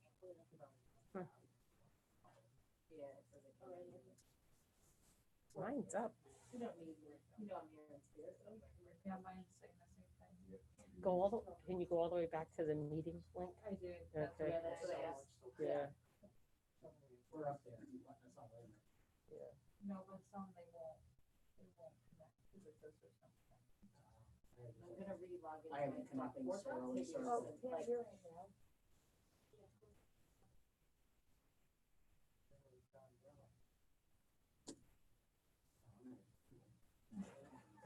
Pam's you. Or Julie.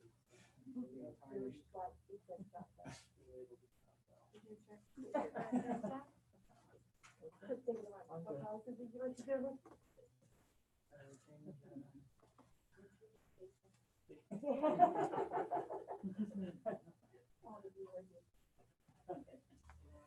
called benign neglect. Just let it slide. Like home selective.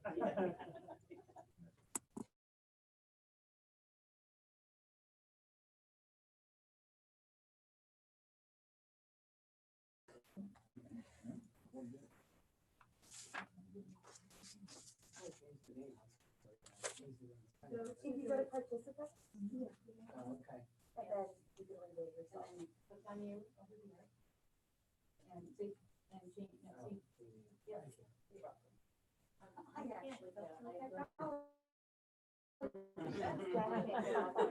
I've done it at the beginning of a meeting, like when you first turn on one of these, you know, like we were having a meeting the other day, and it said, Felicia, somebody said, oh, Vicky was Felicia, because something was sitting in that. She's like, how do I change this? Nobody knows who I am.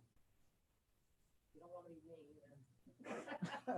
Just saying. as long as you're not Pam, because then your computer might blow up while you're using it. I can't get back, I'm not on. Neither is Jack, Jean's fine. Because where the link is. It's usually right on. Are you back on? No, I went in now, it says I have to sign in. This on the inside. We'll try that. It says email or phone number.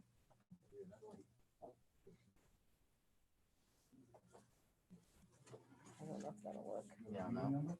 I have this, but I don't. No. Yeah, let me just try my regular login.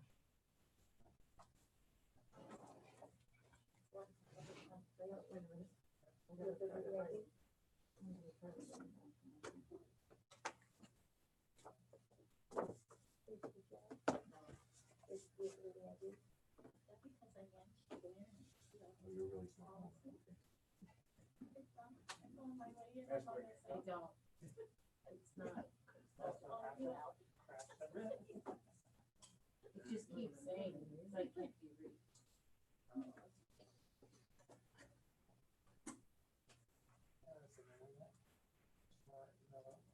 On the bottom right, the little Wi-Fi access.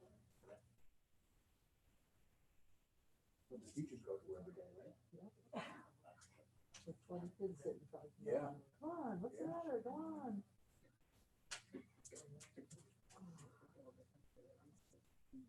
And then some smart aleck kid will come up and pick the floor. Yeah.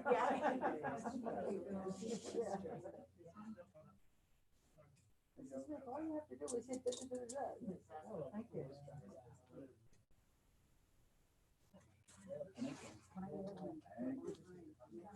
Gotta get all the way out and look back there.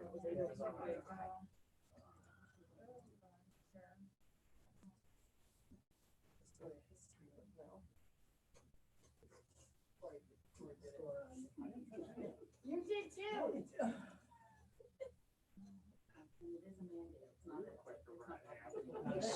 Listen, That took about 5 seconds. you did it.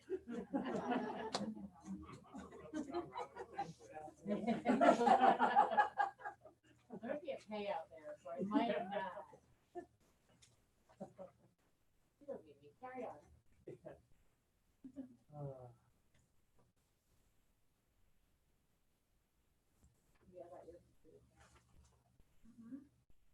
I think that I found my vulnerability into all those policies. Good. I might have to do that because I have those problems. I know my policies are gone now.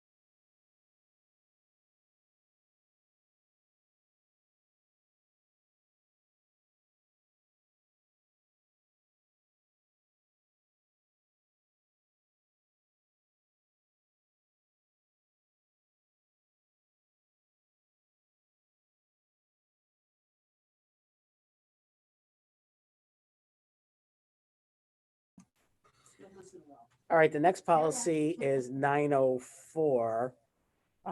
And this is related again to the pandemic. You'll see in the purpose it adds and health and safety during such events, in addition to maintaining order and preserving school facilities. But the real meat is on page 2, and it talks about the superintendent or the designee and or building principal may limit attendance to designated areas or limit the number of attendees to a certain school event if it's required to protect the health and safety of students, staff, and the public. So this goes kind of in line with the health and safety plans and the guidance we're getting from either guidance and or regulations that we're getting from Harrisburg. And then in that paragraph below that, it talks about attendees shall be informed of the district's health and safety rules. And you do that through announcements and posting. We have postings of signage like around the stadium, near the front entrance of the gym, things of that nature. But we'll also incorporate announcements as reminders during, say, on a football game on a Friday night, to keep doing that. Not only do we always talk about the sponsors, but we'll have to interject public service announcements about social distancing, wearing your mask, things like that. It's a whole new world, even in the announcing business. So that's what that's all about, just saying that we have the right to limit the size of the crowd, and that we'll do the educational aspects of it. And then on school visitors, which is 907, this reinforces a lot that's in our health and safety plan about cutting back on the number of people coming into the building in terms of visitors and things of that nature. And that they all must come through the designated entrance. That entrance, of course, is locked. It's always been locked since probably 1999, after Columbine. And that we can limit the number of visitors, and that we can also encourage, if there's meetings and things like that. We've really been trying to encourage to either do Zoom meetings or telephone calls or even FaceTime or what have you, to reduce the amount of people physically coming to the office. And Pam, Anything in here, John, that I'm just not seeing it off the top, that would require, anything that would require the visitors to follow whatever rules or mandates we're following, like the mask? let's see here. I know that our health and safety. That they have to.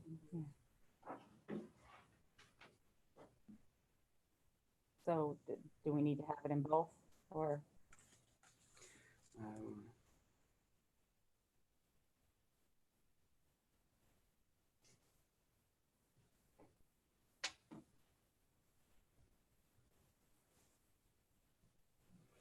Just looking. And that's just. Okay, so Oh, that good. would cover Okay. it. Yep.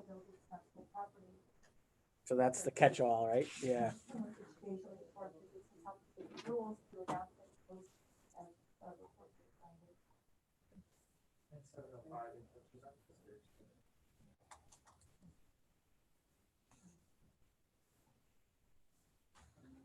And Pam, did you have something for visitors? I did.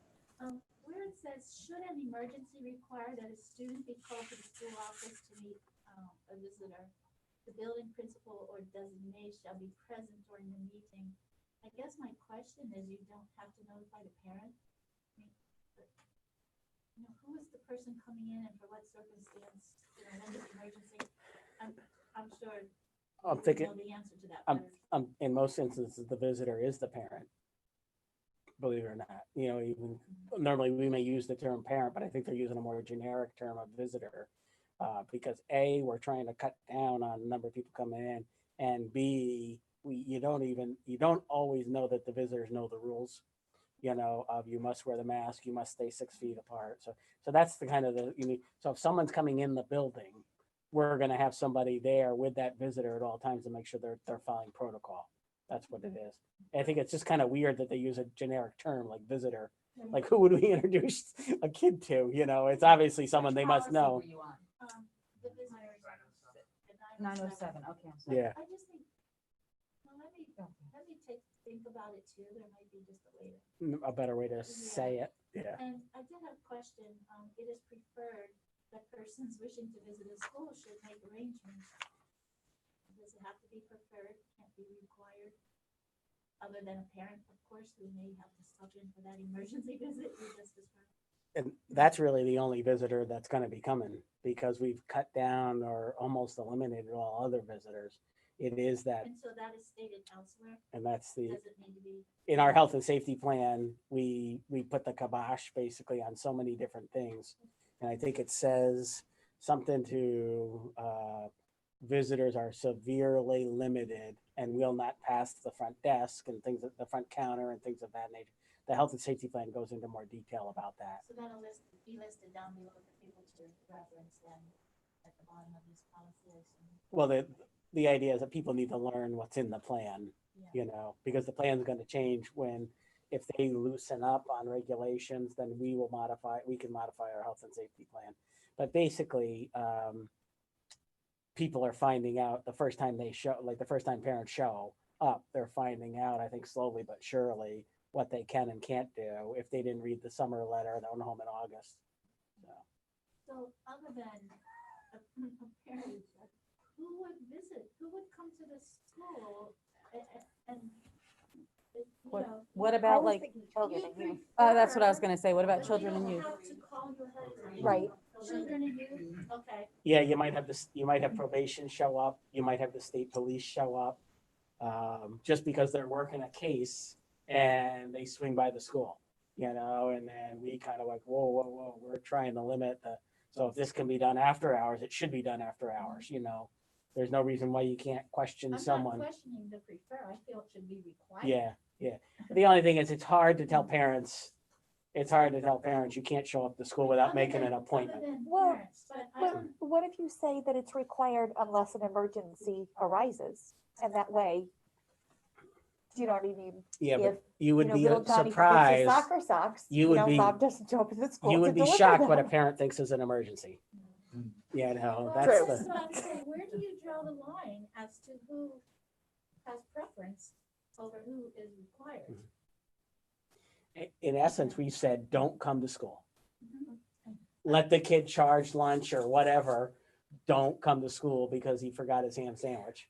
You Yeah, know? and I don't wanna belabor this, but I feel the word preference is so broad that allows all these people to think, well, I do have preference for sneakers or whatever. Well, you and know. this, the policy is meant to last way beyond COVID, which I hope we're not Yeah, dealing with this and that's what forever. I'm thinking right now too. That's one of our biggest issues, just long-term systemically, is something happens over the weekend on social media and there's 8 parents waiting in the office at 8:00 in the morning. They should have to call you to ask to come is what I'm saying. But they don't, and they never have. They just all show up with no notice, and they've been doing it for my 23 years, since I came here in 97. They've been, you know, that's the way they operate. So we can't change it to required.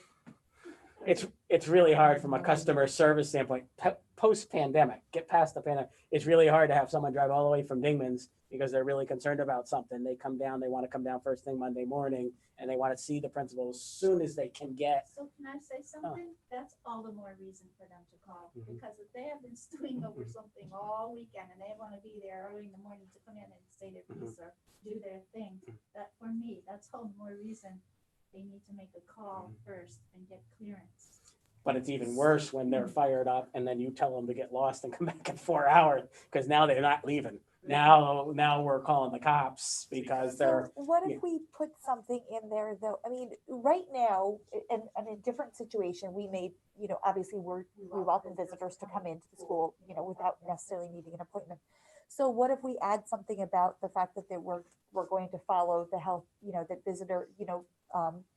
visitors will be subject to compliance with our health and safety plan.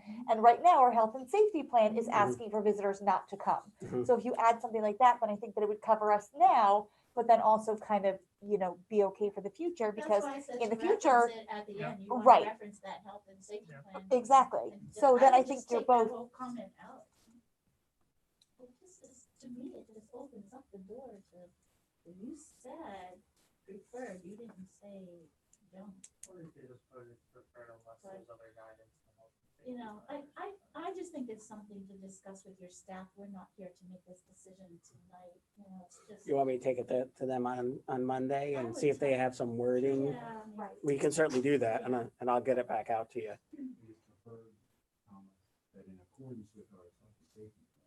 Right. Oh, there you go. Okay, see, we're getting there already. Okay. Okay, I'll take that. We'll wordsmith it a little bit. Just try and protect the students. Yeah. from- Yeah. And the staff, yeah. We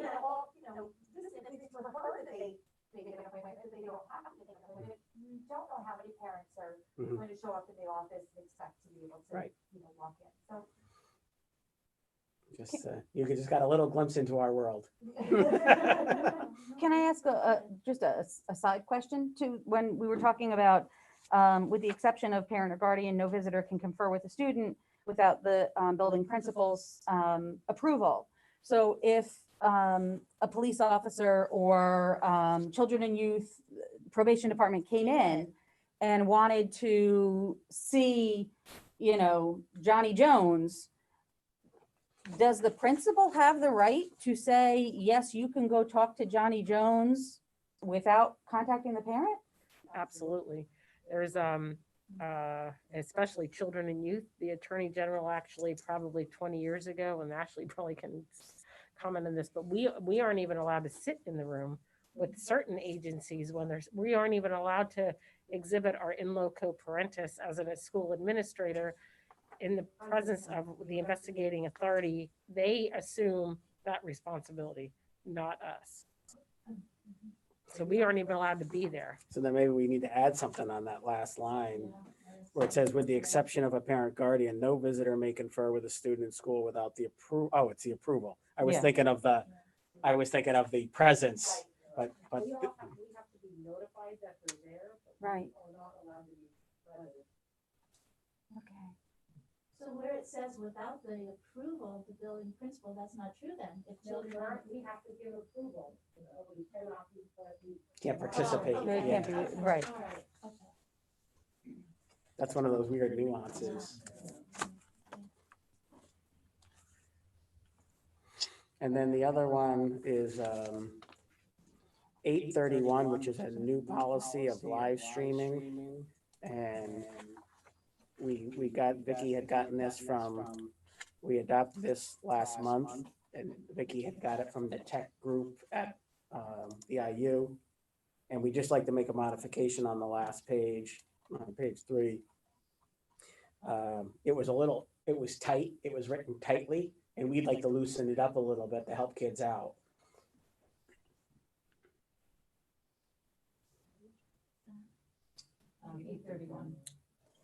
Oh, sorry. So I guess I would just say that my only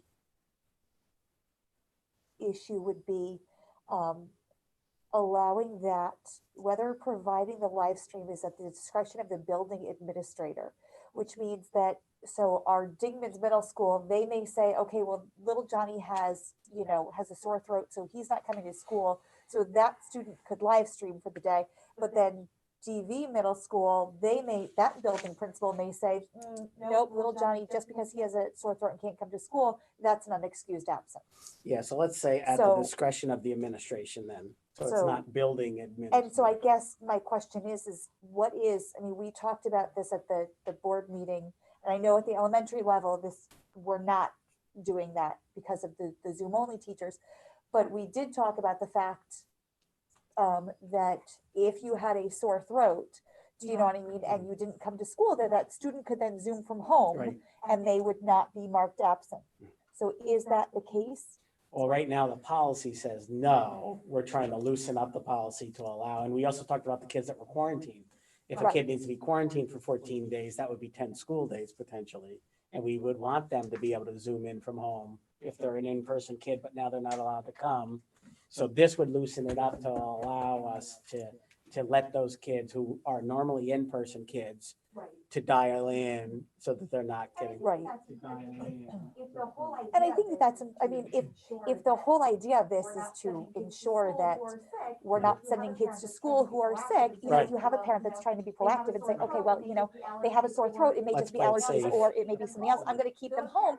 Those parents are gonna send their kids to school if this is going to count towards their If- absences. Or they're not gonna be able to get the learning if they find out that they. Right. There are even people who say, listen, you can mark them absent, but please, I don't want them to fall behind. Let them still dial in. You know what I mean? Because the most important thing is they don't want their kid, the conscientious person doesn't So, want their I kid to mean, do fall we behind. have students that, if we approve this next week at the board meeting, are there students that have done that you would then allow them to be, not marked as absent?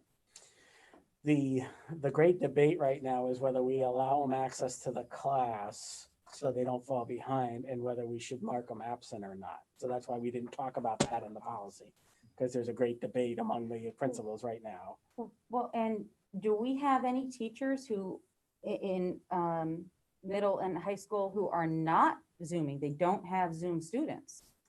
Because if we do, those students who stay home, that teacher may not necessarily There isn't have the automatic capability for them to go to Zoom. right, there isn't a live stream option for them. This is only when there is a live stream already happening that they can dial in. Okay, so Yeah. if you're in Like a science ceramics. class and there's nobody on Zoom in that class Right. and you're out There is, sick, there you is, don't you have. can't, right, or maybe it's an elective that's all hands-on, like ceramics, or something like that, where they're not Zooming, they're giving kids things to do, and then, Mhm. you know, so there are places where there is no live stream going on, so therefore this policy doesn't apply.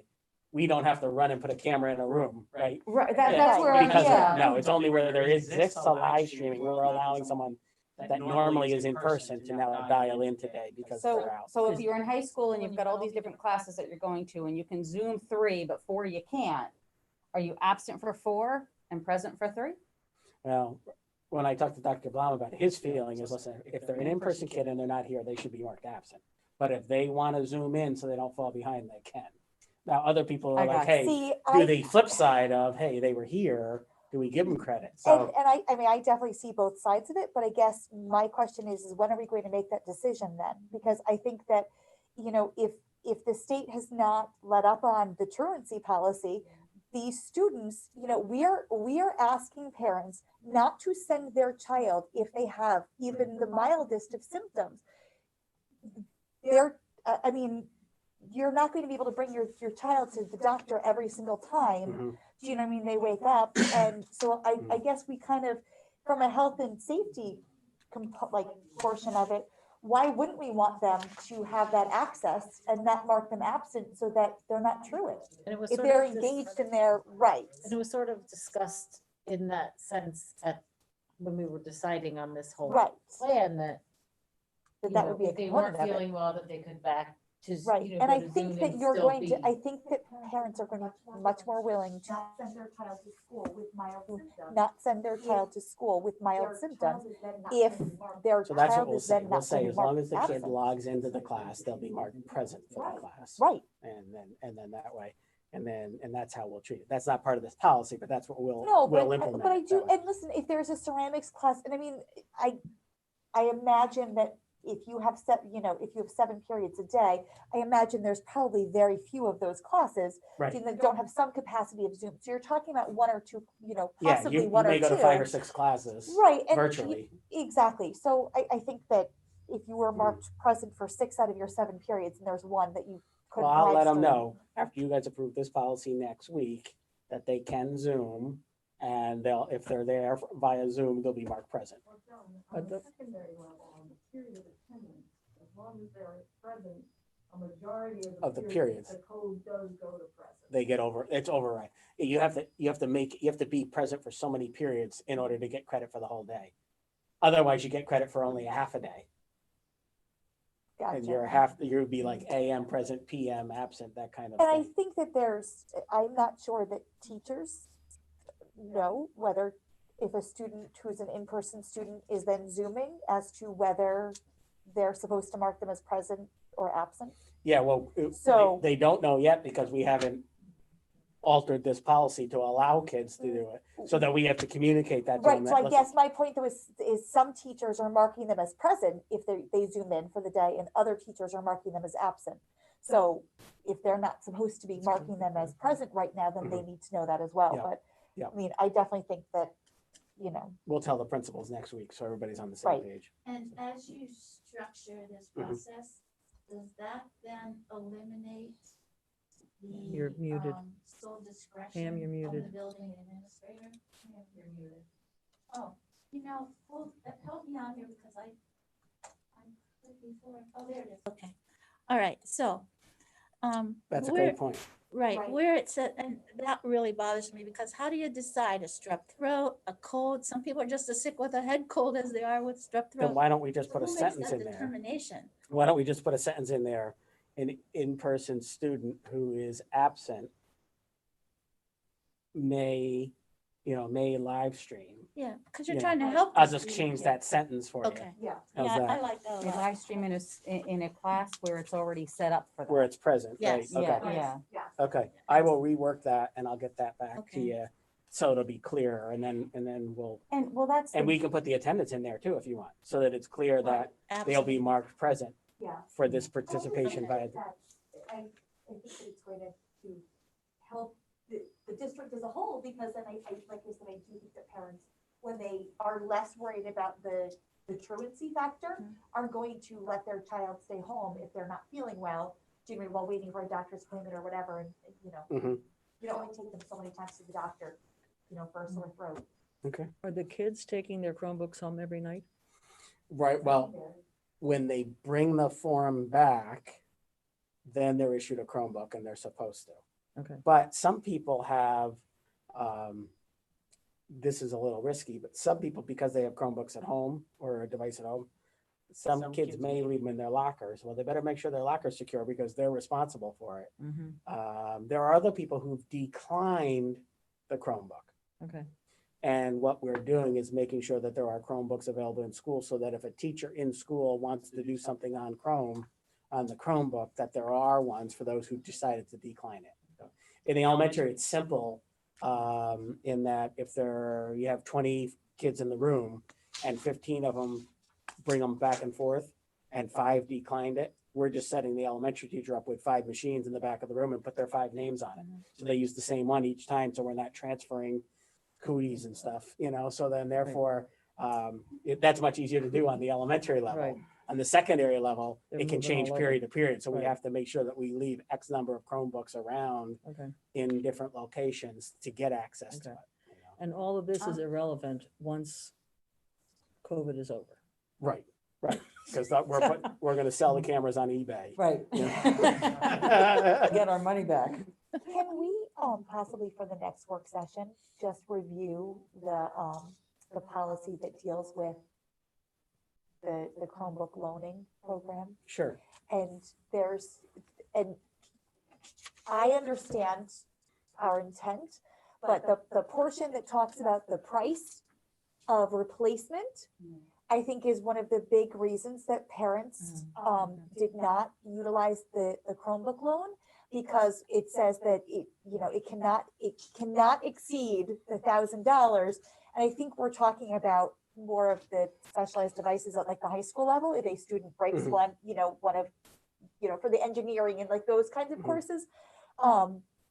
But I think we need to more clearly word that you're going to be charged the cost of replacement Right. of that device. So if that thing's only And it 300 says not to exceed, but I think that parents read that and Yeah. were, and panic, they thinking that that we're gonna charge them $1,000 for a Yes, Chromebook, you mean? and so Mhm. Okay. I think that, Okay, and we can actually talk about it in public next week too, to clarify. right, so the that public maybe meeting change so parents' people mind know. about utilizing, Yeah. the loan Mhm. program. Sure. That's a great so- point. And I just want to, when you said if they're not bringing it home and they're leaving it in their locker, if somebody breaks into their locker, They're still responsible. it's on, okay, I have an issue with that Then they because, shouldn't leave it there. well, you've got kids that are, my son for one, until I get a case for it, which is right now waiting to come from Amazon, he doesn't want to bring it home because he's afraid he's going to break it. So he's leaving it in his locker. So I would have him for, talk to his teacher. to leave it in the class, I'd feel better if it was put someplace safer, maybe have him talk to the teacher to find a better place. it's just sad that we have lockers with locks on them and they're not safe. Well, even we tell the people, it used to be iPods and then it was iPhones and stuff like that. We tell kids all the time, and I've been telling them since before there were iPhones, do not leave valuables in your locker, because you never know if someone breaks in, if, you have a large activity on a weekend where there's people all over the buildings, and unfortunately you can't watch every person every time, so we've always talked about don't leave valuables in your locker. I would just say for you, I would think the best thing is I would email or call the teacher and say, listen, he has not brought it home because I haven't gotten a case. Is there someplace safe that you can keep it for him? Just as a better precaution than putting it in his locker. I'm worried about everybody else too, not just, Well, not just my situation. we don't think anybody should put it in I the would locker. think, We think it's a yeah. bad idea, because just like we tell them, don't leave your iPhone in your locker. And that's one of the reasons we did not do the bagged, put all the stuff in their all the stuff that was in their lockers in a bag, and they came and picked up their bag on the secondary level. because all it takes is one person to say, oh no, when I left on March 13th, I had a $600 iPhone in there. And what did you guys do with it? And so our premise was no one has touched these lockers since March 13th until you come and open your locker and you empty your contents, because everybody and their brother magically lost a car. That they left their car in their locker Well, no somehow. one wanted to empty those kids' lockers. Yeah. Be honest. No one wanted And to I could, tell. and we had, one of the principals said, no, let's just bag it and give it to him. I said, listen, just trust me, 30 years of experience. It only takes one person to say that $1,000 iPhone walked because you guys didn't check the locker. You left it up above and you left the lockers open. Someone stole, and 8 million stories. I said, we're not touching what's in their lockers. Let them unlock the lockers that have been locked since March 13th, just as a precautionary measure. It's different with a student desk in 3rd grade. Everything's there. It's, You just didn't want to see the science experiments. Well, that's exactly. the baloney from Trust me, 5 you months did not want ago. to see the science experiments in lockers. I said, I'm sure there's lots of things we didn't want to see. No. It's just safer So to let if- them empty their own lockers. If you did have, so let's say little Johnny did, put his Chromebook in his locker. We do have cameras in the hallway. So if you see that someone broke into their locker, they would still be responsible, or Well, the other if- student that took it would be disciplined. No, if we can figure it out, like we can see the Okay, so video, we you're- can identify them, but it is their responsibility Right. unless, of course, But we if can you, find. but Yeah. if there is something, Yeah, but if we can figure out who stole it, that's a whole nother story. well, I'm just thinking during the day also. They're not bringing their Chromebooks to lunch with them.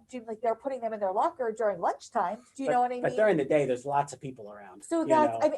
I guess I just want to make Yeah, sure that, Yeah, Yeah. Yeah. But if it does get stolen, Even and if we it's can't not figure out who did them, it, they are responsible. Yeah. then they're There is responsible. also, I just had Vicki doing some research because I told her when I worked in New York, some of the schools that were one-to-ones early on down on Long Island had done research about parent, just like we have student accident insurance where parents can buy that supplemental Yes. insurance, right? There is actually supplemental insurance for Chromebooks and iPads and stuff like that. Now, years ago, when I visited a school on Long Island, I think it was $5 a year insurance towards an iPad. Now the Chromebook insurance is up to like 30 some dollars a year. But I said to Vicki, get the information, we'll share it with parents, because some parents might say, hey, I can't run the risk financially Right. of having to cough up 300 for a Chromebook. Yep. But I can buy the insurance for $38 just to hedge my bets. So she's doing that now and getting that all together so we can get that We out. replaced many tablets with that $38. I believe it, right? So it's just a great, for some people, it's just a peace of mind too, That's a good idea. So we're on that. So, and I just wanted to thank Peg and Julie, because as you can see, they had a monster, task accomplishing, cleaning up all these policies. Thankfully, it's a quiet time of year, right? Thank you, Paul. Just one last question, because I missed what you agreed upon for 317 for the title. Instead of educator misconduct. What did you? Yes. So why can't it just be professional conduct, period, and then whatever? Okay. But that's not like contained then within there? Okay.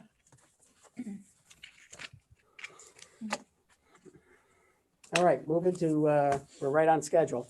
Budget, finance, and facilities. We'll go to billing first. No, hey, it was all important stuff. How often do you have significant revisions to Title IX and a pandemic all hitting at the same time? Don't ask those questions. Yeah, that's right. Because it's 2020. Seriously. So like anything's possible. Yeah, this is true.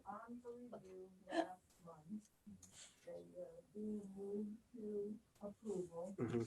But there were two in the full batch that we didn't have on the list last time. So am I putting them all up for approval or? There's Is there's it- two that weren't on the review list, which should be reviewed and then back for approval next month, unless there's a law. Well, I that you need think to it get was the them on. live stream video, the two changes for the live stream video one, and what was the other one? Is it 2 reviews or 3? You That we review have it to one present. month, you vote on it the next. Okay, okay, For that Tom, changed. Yeah, I was On just those gonna say others. there's 2 of them that are going to. John Audi on the 309. 309.1 and the 318, I'm sorry, 317, 318. The attendance and tardiness, right? Well, I would do 309, 314, 317, 318. Okay. 309, 314, 317, 318. And the other two. And then because live streaming was just approved last month, I'm asking that you would consider approving the slight revisions to the live stream, so that we don't hold them up a month, you know, because otherwise then we're gonna have a set of rules for September and October, and, okay. And I'll just rework that sentence and I'll get it out to you. I'll put it in the weekend review tomorrow, okay? Do we really need to do dating violence? Because it just seems like it's very redundant as to.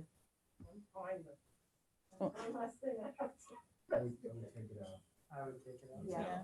We'll revisit it next.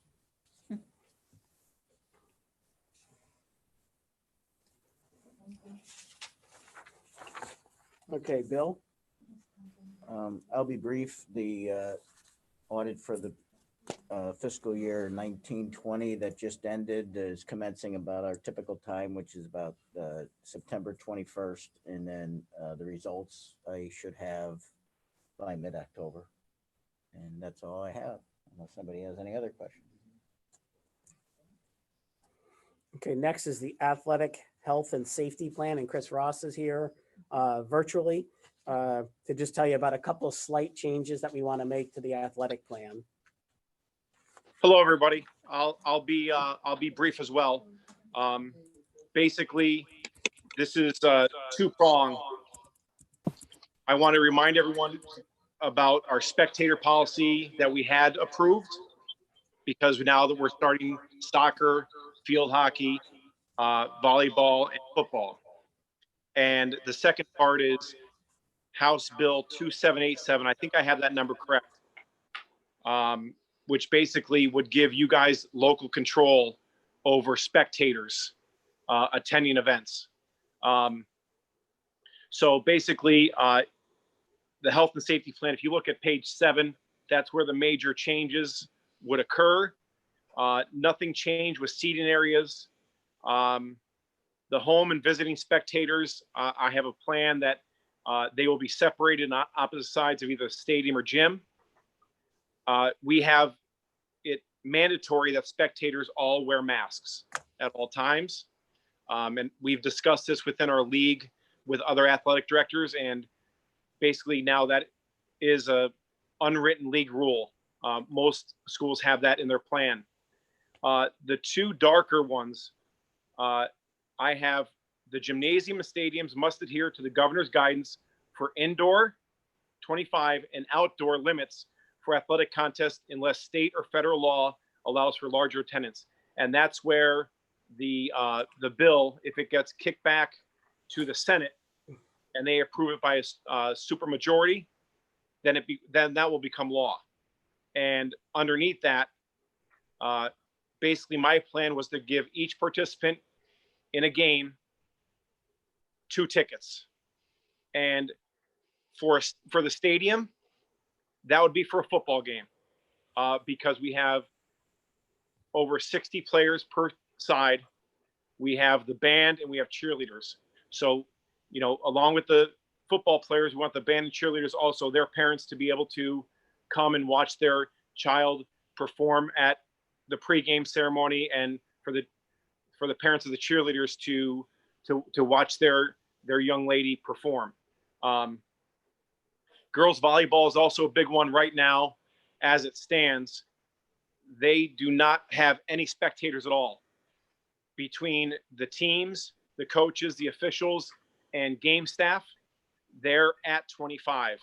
And that's only with one coach per team in the gym.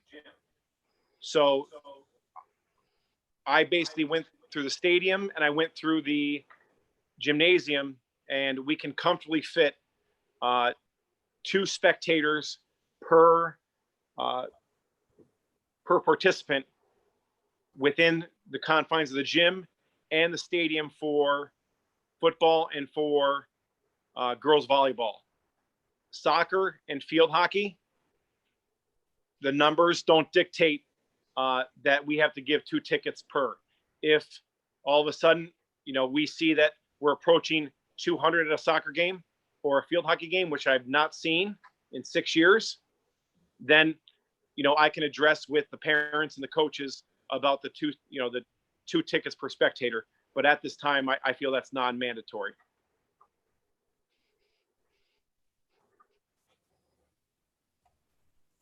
Chris, so how many people would be in the gym for a volleyball game? Well, it all depends on the opposing team. Opposing teams don't travel very well, but if we're going to go with our team, that would be approximately about 36 parents.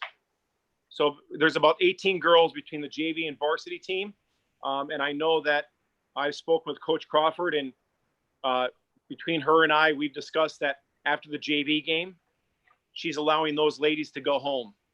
That way we lessen the attendance in the gymnasium for the varsity game. And the capacity is almost 1,000. So In the gym? In the gym, yeah. Wow, okay. I think it's like 998 or something like that. Because if it was 1,000, we had to put or smoke alarms. No, what was it? Sprinklers. And so we stayed 2 under it, so we don't have to put sprinklers in. So Chris, I have a question regarding the terminology, governor's guidance, governor's mandate. The governor guidance was that we not have any sports until next year. And now that changed. Did he change his guidance, or was he? No. What he did, the 250 and the 25, it's interesting. In the email that Dr. Bell sent to me today, they use the word mandatory guidance.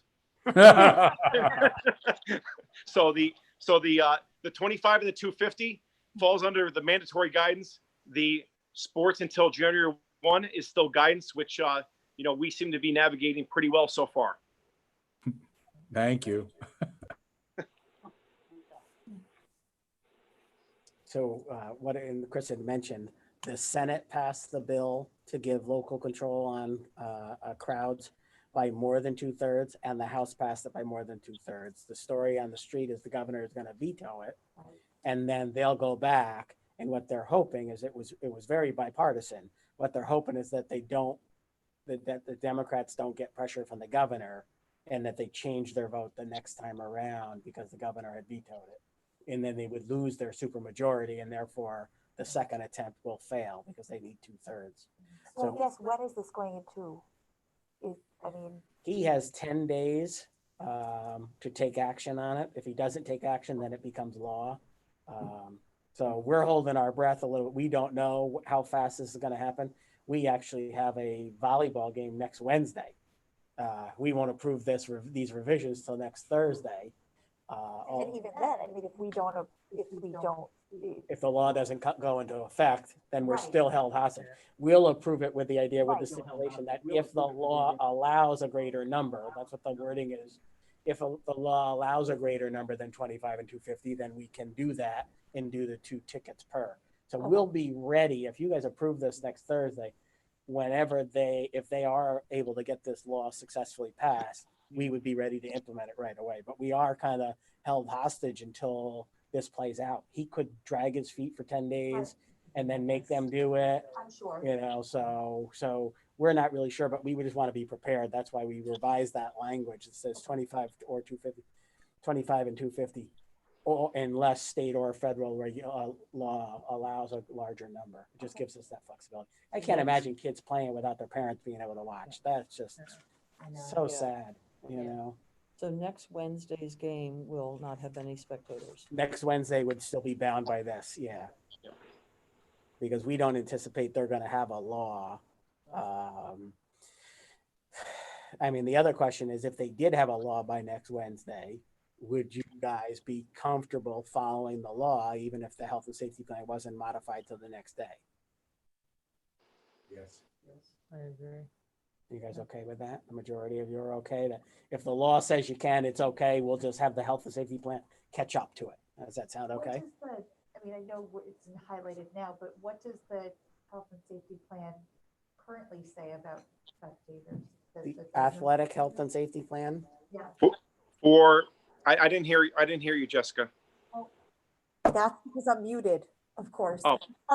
I was asking what does I'm seeing obviously your changes, but I don't have the original health and safety plan right in front of me in my stack of papers. What does the original health and safety plan say as far as spectators, that they're not allowed whatsoever right now? No, the first safety plan is the first, it would be the fourth bullet down. Gymnasium stadiums must adhere to the governor's guidance of 25 and 250. That's the former plan. What I added was the participant in the contest would be allotted 2 tickets. That's what I added to it. I was hoping that it was less specific than that, and that we wouldn't have to make a change at all. Do you know what I mean? You know. Well, basically, when the main thing that I said before, the 250 won't affect any sport but football and girls volleyball with the 25. We're going to have a field hockey game here on Saturday afternoon and a cross country meet on Saturday morning, and we're not going to come close to that 250 plateau or ceiling. Right. The only other question that I have is, so if you have multiple activities going on, so if you have, let's say there's a soccer game going on in the turf, you have a field hockey game going on in the front field, are each of them though, or is it a total of the campus as far as the 250 rule? Well, for our, right now, with our league only games, we do not run into that at all.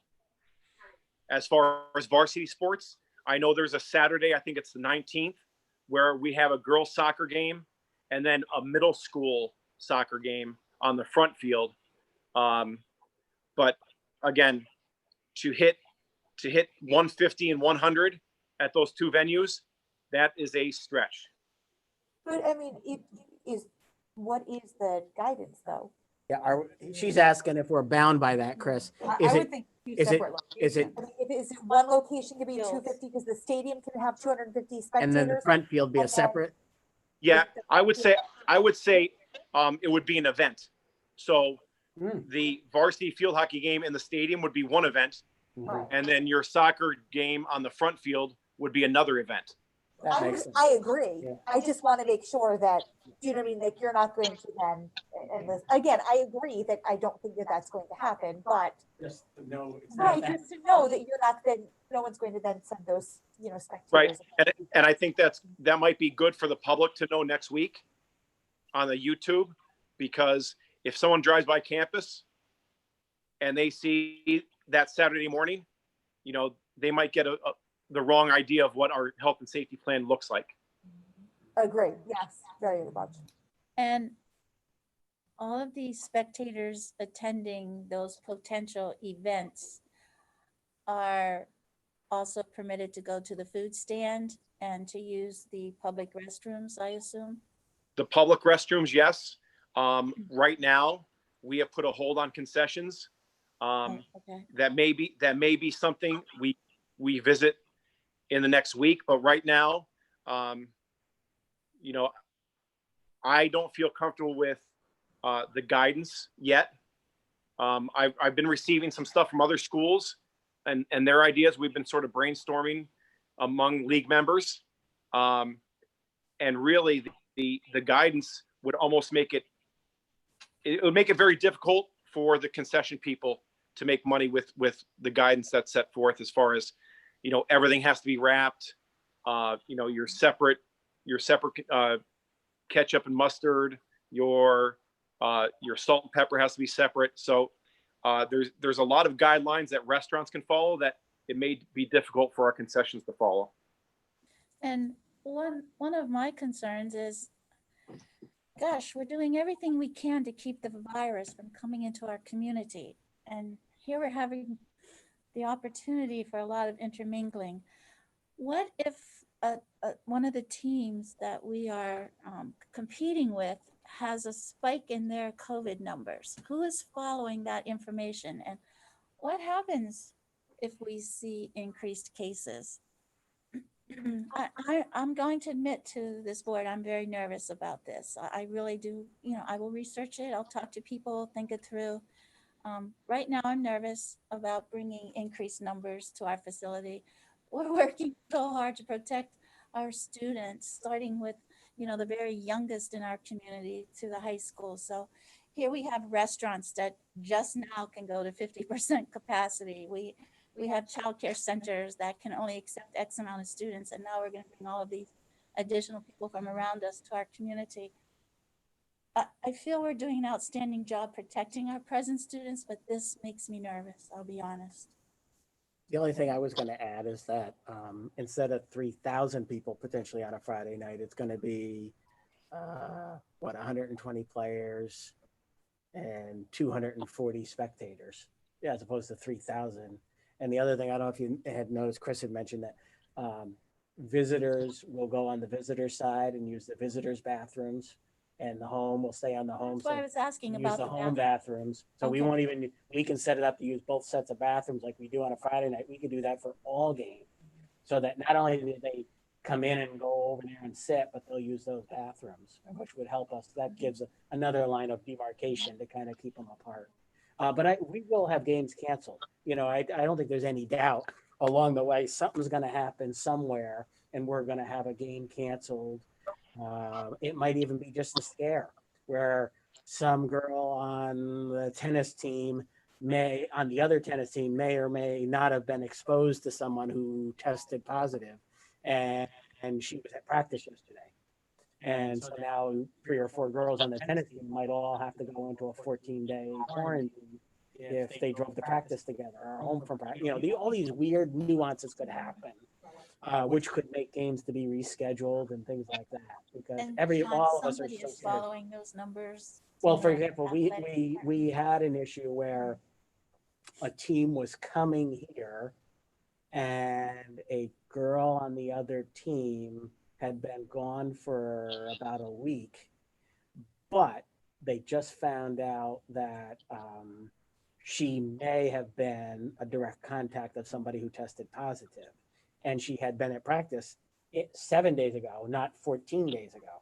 So we actually had that bus turn around and that team go home. They were on their way here when the superintendent found out that, because they had just gotten word from the parent, oh my God, somebody in our family's positive. She was near him. She's got to go in 14-day quarantine. They found out she had been at practice 7 days ago, but not since.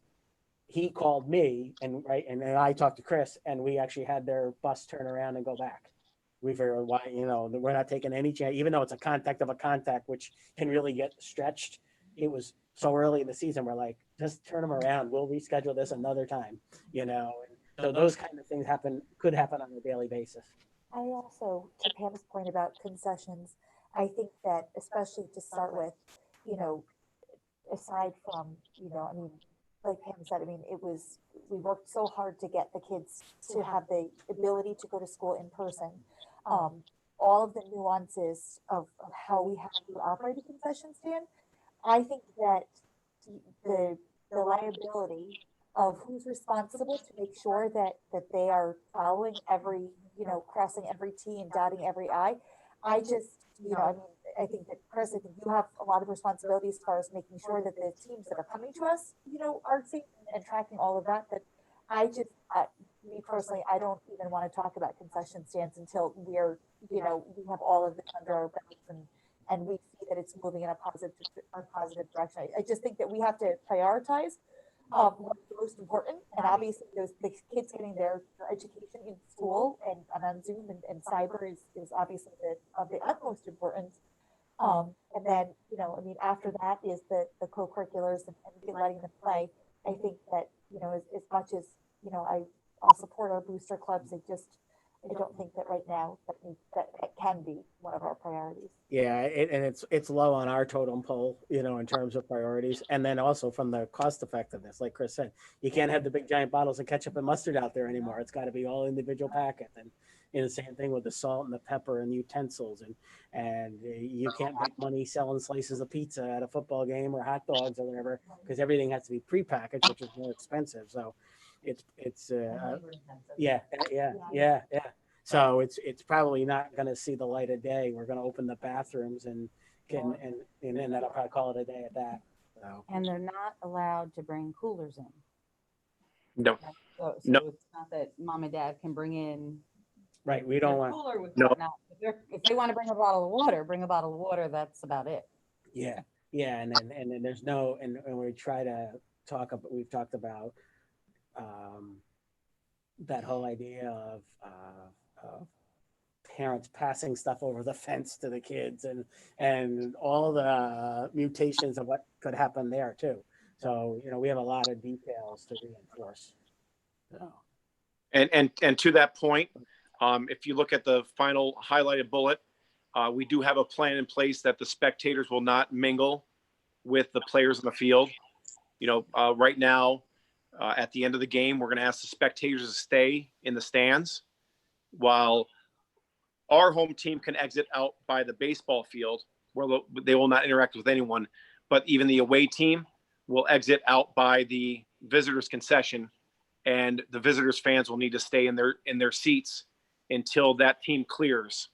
And that way there's no intermingling of players and parents, and we can cut down on that as well.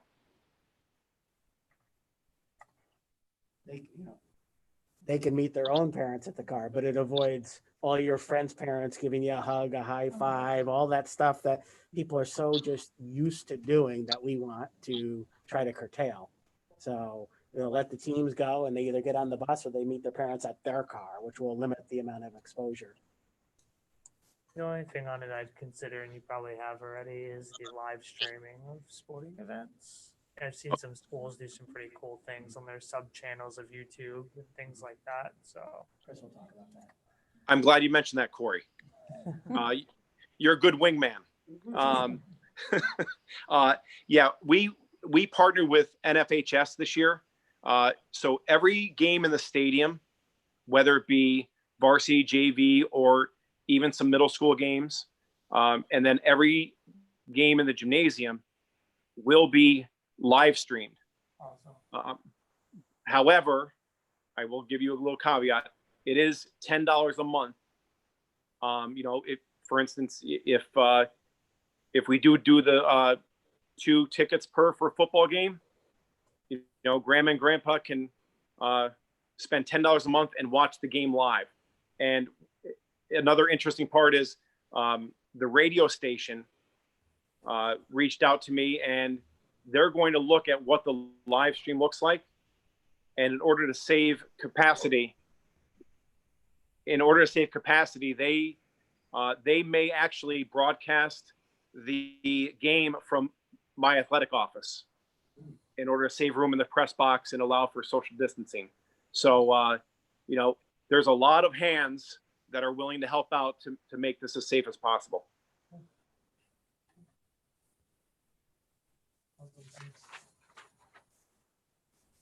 Are there any other questions for Chris? I just have one. So we know what we're doing with 2 passes per player, and we're going to separate the away and home. When our team goes to another district, we don't know what their situation would be. How is that information going to be shared? And if they do have something where they're allowing away visitors, how do we know that they're maintaining similar standards, keeping them separated and whatnot? Well, I know that we Who- met who this is week. the Speaker, Oh, sorry. hold on. Go ahead, Chris. Okay, so we met this week as a conference. We're meeting again on Thursday to try to bring some uniformity to our plans. I know that when I present Delaware Valley's plan and again, I keep referencing football because that's the largest crowd we're going to get. I'm going to tell the opposing teams there's no cheerleaders or no opposing bands that will attend games. And I think that's a consensus among the athletic directors. I will have a better idea. We're only going for the large capacity. We're going to Wallenpaupack and we're going to Scranton. Scranton, as far as social distancing, you can social distance 1,000 people in the stands because they're so large, and the sides are split. Wallenpaupack, I know, is very serious, as serious as we are about our safety plan. And I'm sure that they will have a great plan in place with their athletic director and administration. Okay, yeah, because they only have the bleachers on the one side, as I recall. On the one side. Yeah. Yep. But you know, if they say only the athletic director can go, I wouldn't mind that. That'd be all right. All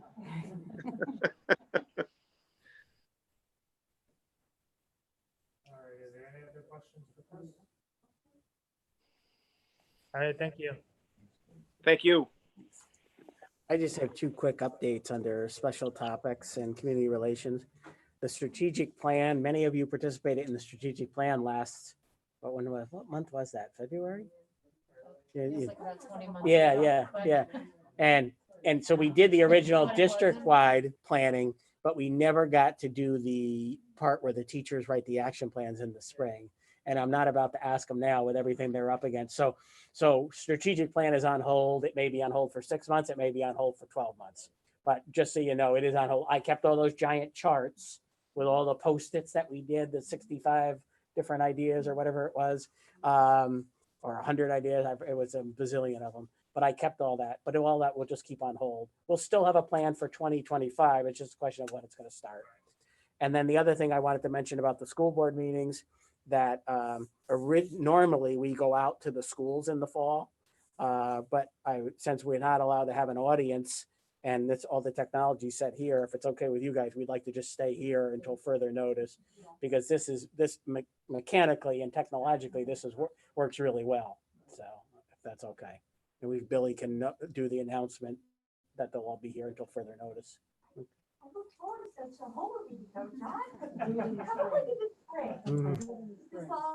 When it doesn't snow. Right? What's then you're looking at like July then. If COVID goes away, we'll take every meeting to Shahol. Yeah. what stops us from saying that we're holding class instead of a meeting? We can't even have a faculty meeting. I know, but that's again, back to, the time when you want public input the most. You can open school, but you can't have more than 25 people in a huge auditorium. It's just, it goes to the ridiculousness of all of these guidance and mandated, mandatory guidance, right? Well, how are you supposed to interpret that? On the upcoming agenda, are there any questions? Corey, I can't hear you.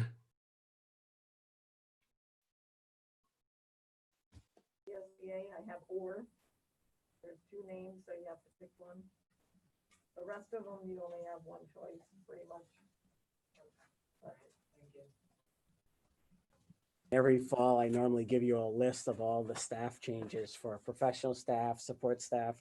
This year, we're going to give you 3 sheets of paper next week, just FYI, so you know who went where. We have a professional staff chart, a support staff chart, and a whole nother chart just for leaves and leave replacements with all the things going on with the pandemic. So I always give you a copy of that in September, so you'll get that next week, just so you know who moved where, et cetera, who retired, who took their place, all those kinds of things. I don't see appointments for the 2 new teachers. There wouldn't be appointments because there's basically leave replacements, so they're not going to be appointments. Oh, They're gonna okay. come under that FFCRA rate. And we have one secured. We are still working on the second one. Okay, It has been,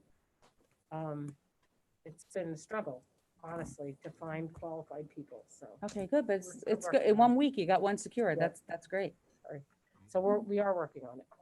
Okay, And thanks. next week we'll have the results of John Bell's evaluation.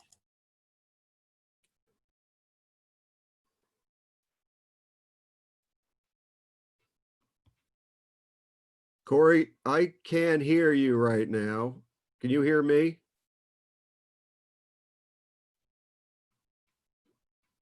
Can anybody hear me? Corey, can I ask a question?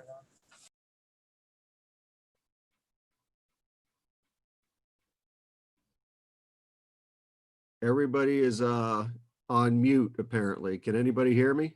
Yeah, I can. Yeah, we're Oh, good. terrific. Corey, are we still together? Can I ask a question here? Yeah, sure. Great, great. One of the main thing, I guess this is a question to John. I mean, one of the main components of an essential component of our reopening plan is the online Zoom students. And I really was happy to see the Schoology materials earlier. But I was wondering if you could, John, give us an update on the technology of the cameras and the equipment and so forth. And I would really like every time we get together for the next few months to just get an ongoing assessment of how our Zoom technology is going and how our students are doing in Zoom, because I know we've had some communication to the board and to the administration. Some students are having a very good experience. Some are having a more difficult experience. Could you give us an update on that, John?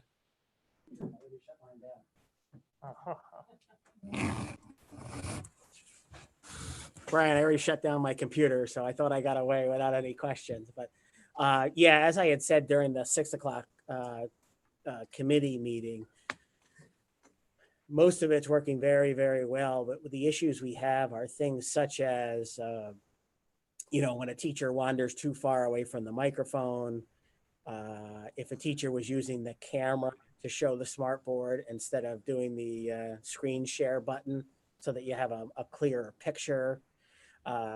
Kids who might get kicked out and a teacher didn't see the cue to admit them back in the second time because they were in the middle of teaching something. So they're the kind of things that we're working out piece by piece by piece. And the thing that we've told students and parents is that please just let the teacher know, and when the teachers don't know that there's a problem on the other end, they can't fix it. If they know there's a problem, they can work on fixing it. The other thing we did is we set up basically tech hotline in every building. We dedicated one secretary in every building who will be the tech person. Anytime that kids that are learning online have any tech issues, that's the person they call. And that person has been trained by Mrs. McNeely on what questions to ask. And then if they can't solve the problem for them immediately, then they'll put in a work order to get it resolved as quickly as possible. So that's going to be another one to help too. We can't help if you're having internet issues at home, but if there's other tech issues that are going on, we've now created that system. And these are all things, we're only day six. So every day we're trying to find out, okay, here's another problem. How do we solve it? So we ask people to please be patient and please just communicate directly with the teacher that you're having the problem with so that he or she knows that something happened and they can fix it. And then again, you saw the presentation for Schoology and how that interacts with Zoom and everything, but it's those other details that we're trying to work out. And John, there is some clarity of equipment the being camera and those kinds of things. Yeah, there's some new computer screens, right, and some new equipment, cameras and so forth. So we're upgrading the Zoom equipment in the classrooms. Is that correct? Yeah, and that second screen will allow all the kids that are Zooming to be on the large screen, just like you see at our board meetings. And then that way the teacher more readily will be able to see them and answer their questions if they're trying to get their attention or ask questions. That'll help. And then the other thing, we're spreading the word about people letting them know too, that a Bluetooth microphone, even an earpiece like you use for your phone, a Bluetooth device in your ear can actually be used to be hooked up to our computer system. So it's just another trick for the person that likes to go around the room and wander around a lot. Sure. So I think those trial and will error. help a It's lot. never been done before. Yeah. So each day we learn, okay, this is another potential issue with a couple teachers, and then we just are troubleshooting how to help them. Yeah, I think those big screens will help a lot too, because I know it's hard. It's hard to look at your classroom and also see, something smaller like a Chromebook. Do you have a sense of time for when those will be installed? Well, we have 70 of them already, and it only pertains to secondary. Elementary is already set up. Secondary. And we have 70 monitors in storage that we're bringing out, and then we're ordering more. So we're giving the 70 out basically on an as-needed basis of the people who seem to be struggling the most or might have the most kids in a class. And then we have to order a cable, and we already put in an order for a cable that'll run, from the PC to that second screen. So my goal is I'm hoping that cables will come in next week so we can put that first batch of 70 into circulation while we wait for a shipment of new monitors to come Yep. to backfill for the people in the secondary who didn't get the first batch of 70. Yeah, great. That's terrific. I just thought it's good to have that update both for the parents and the students, but also the teachers to know that there's that better, Help is some on the better way. equipment coming and some good ideas on the way as well. Yeah, Great. Thanks, John. sure. Okay, thanks, Brian. Thanks, Corey. All right, if there's no other comments, we'll move into executive session. Sorry.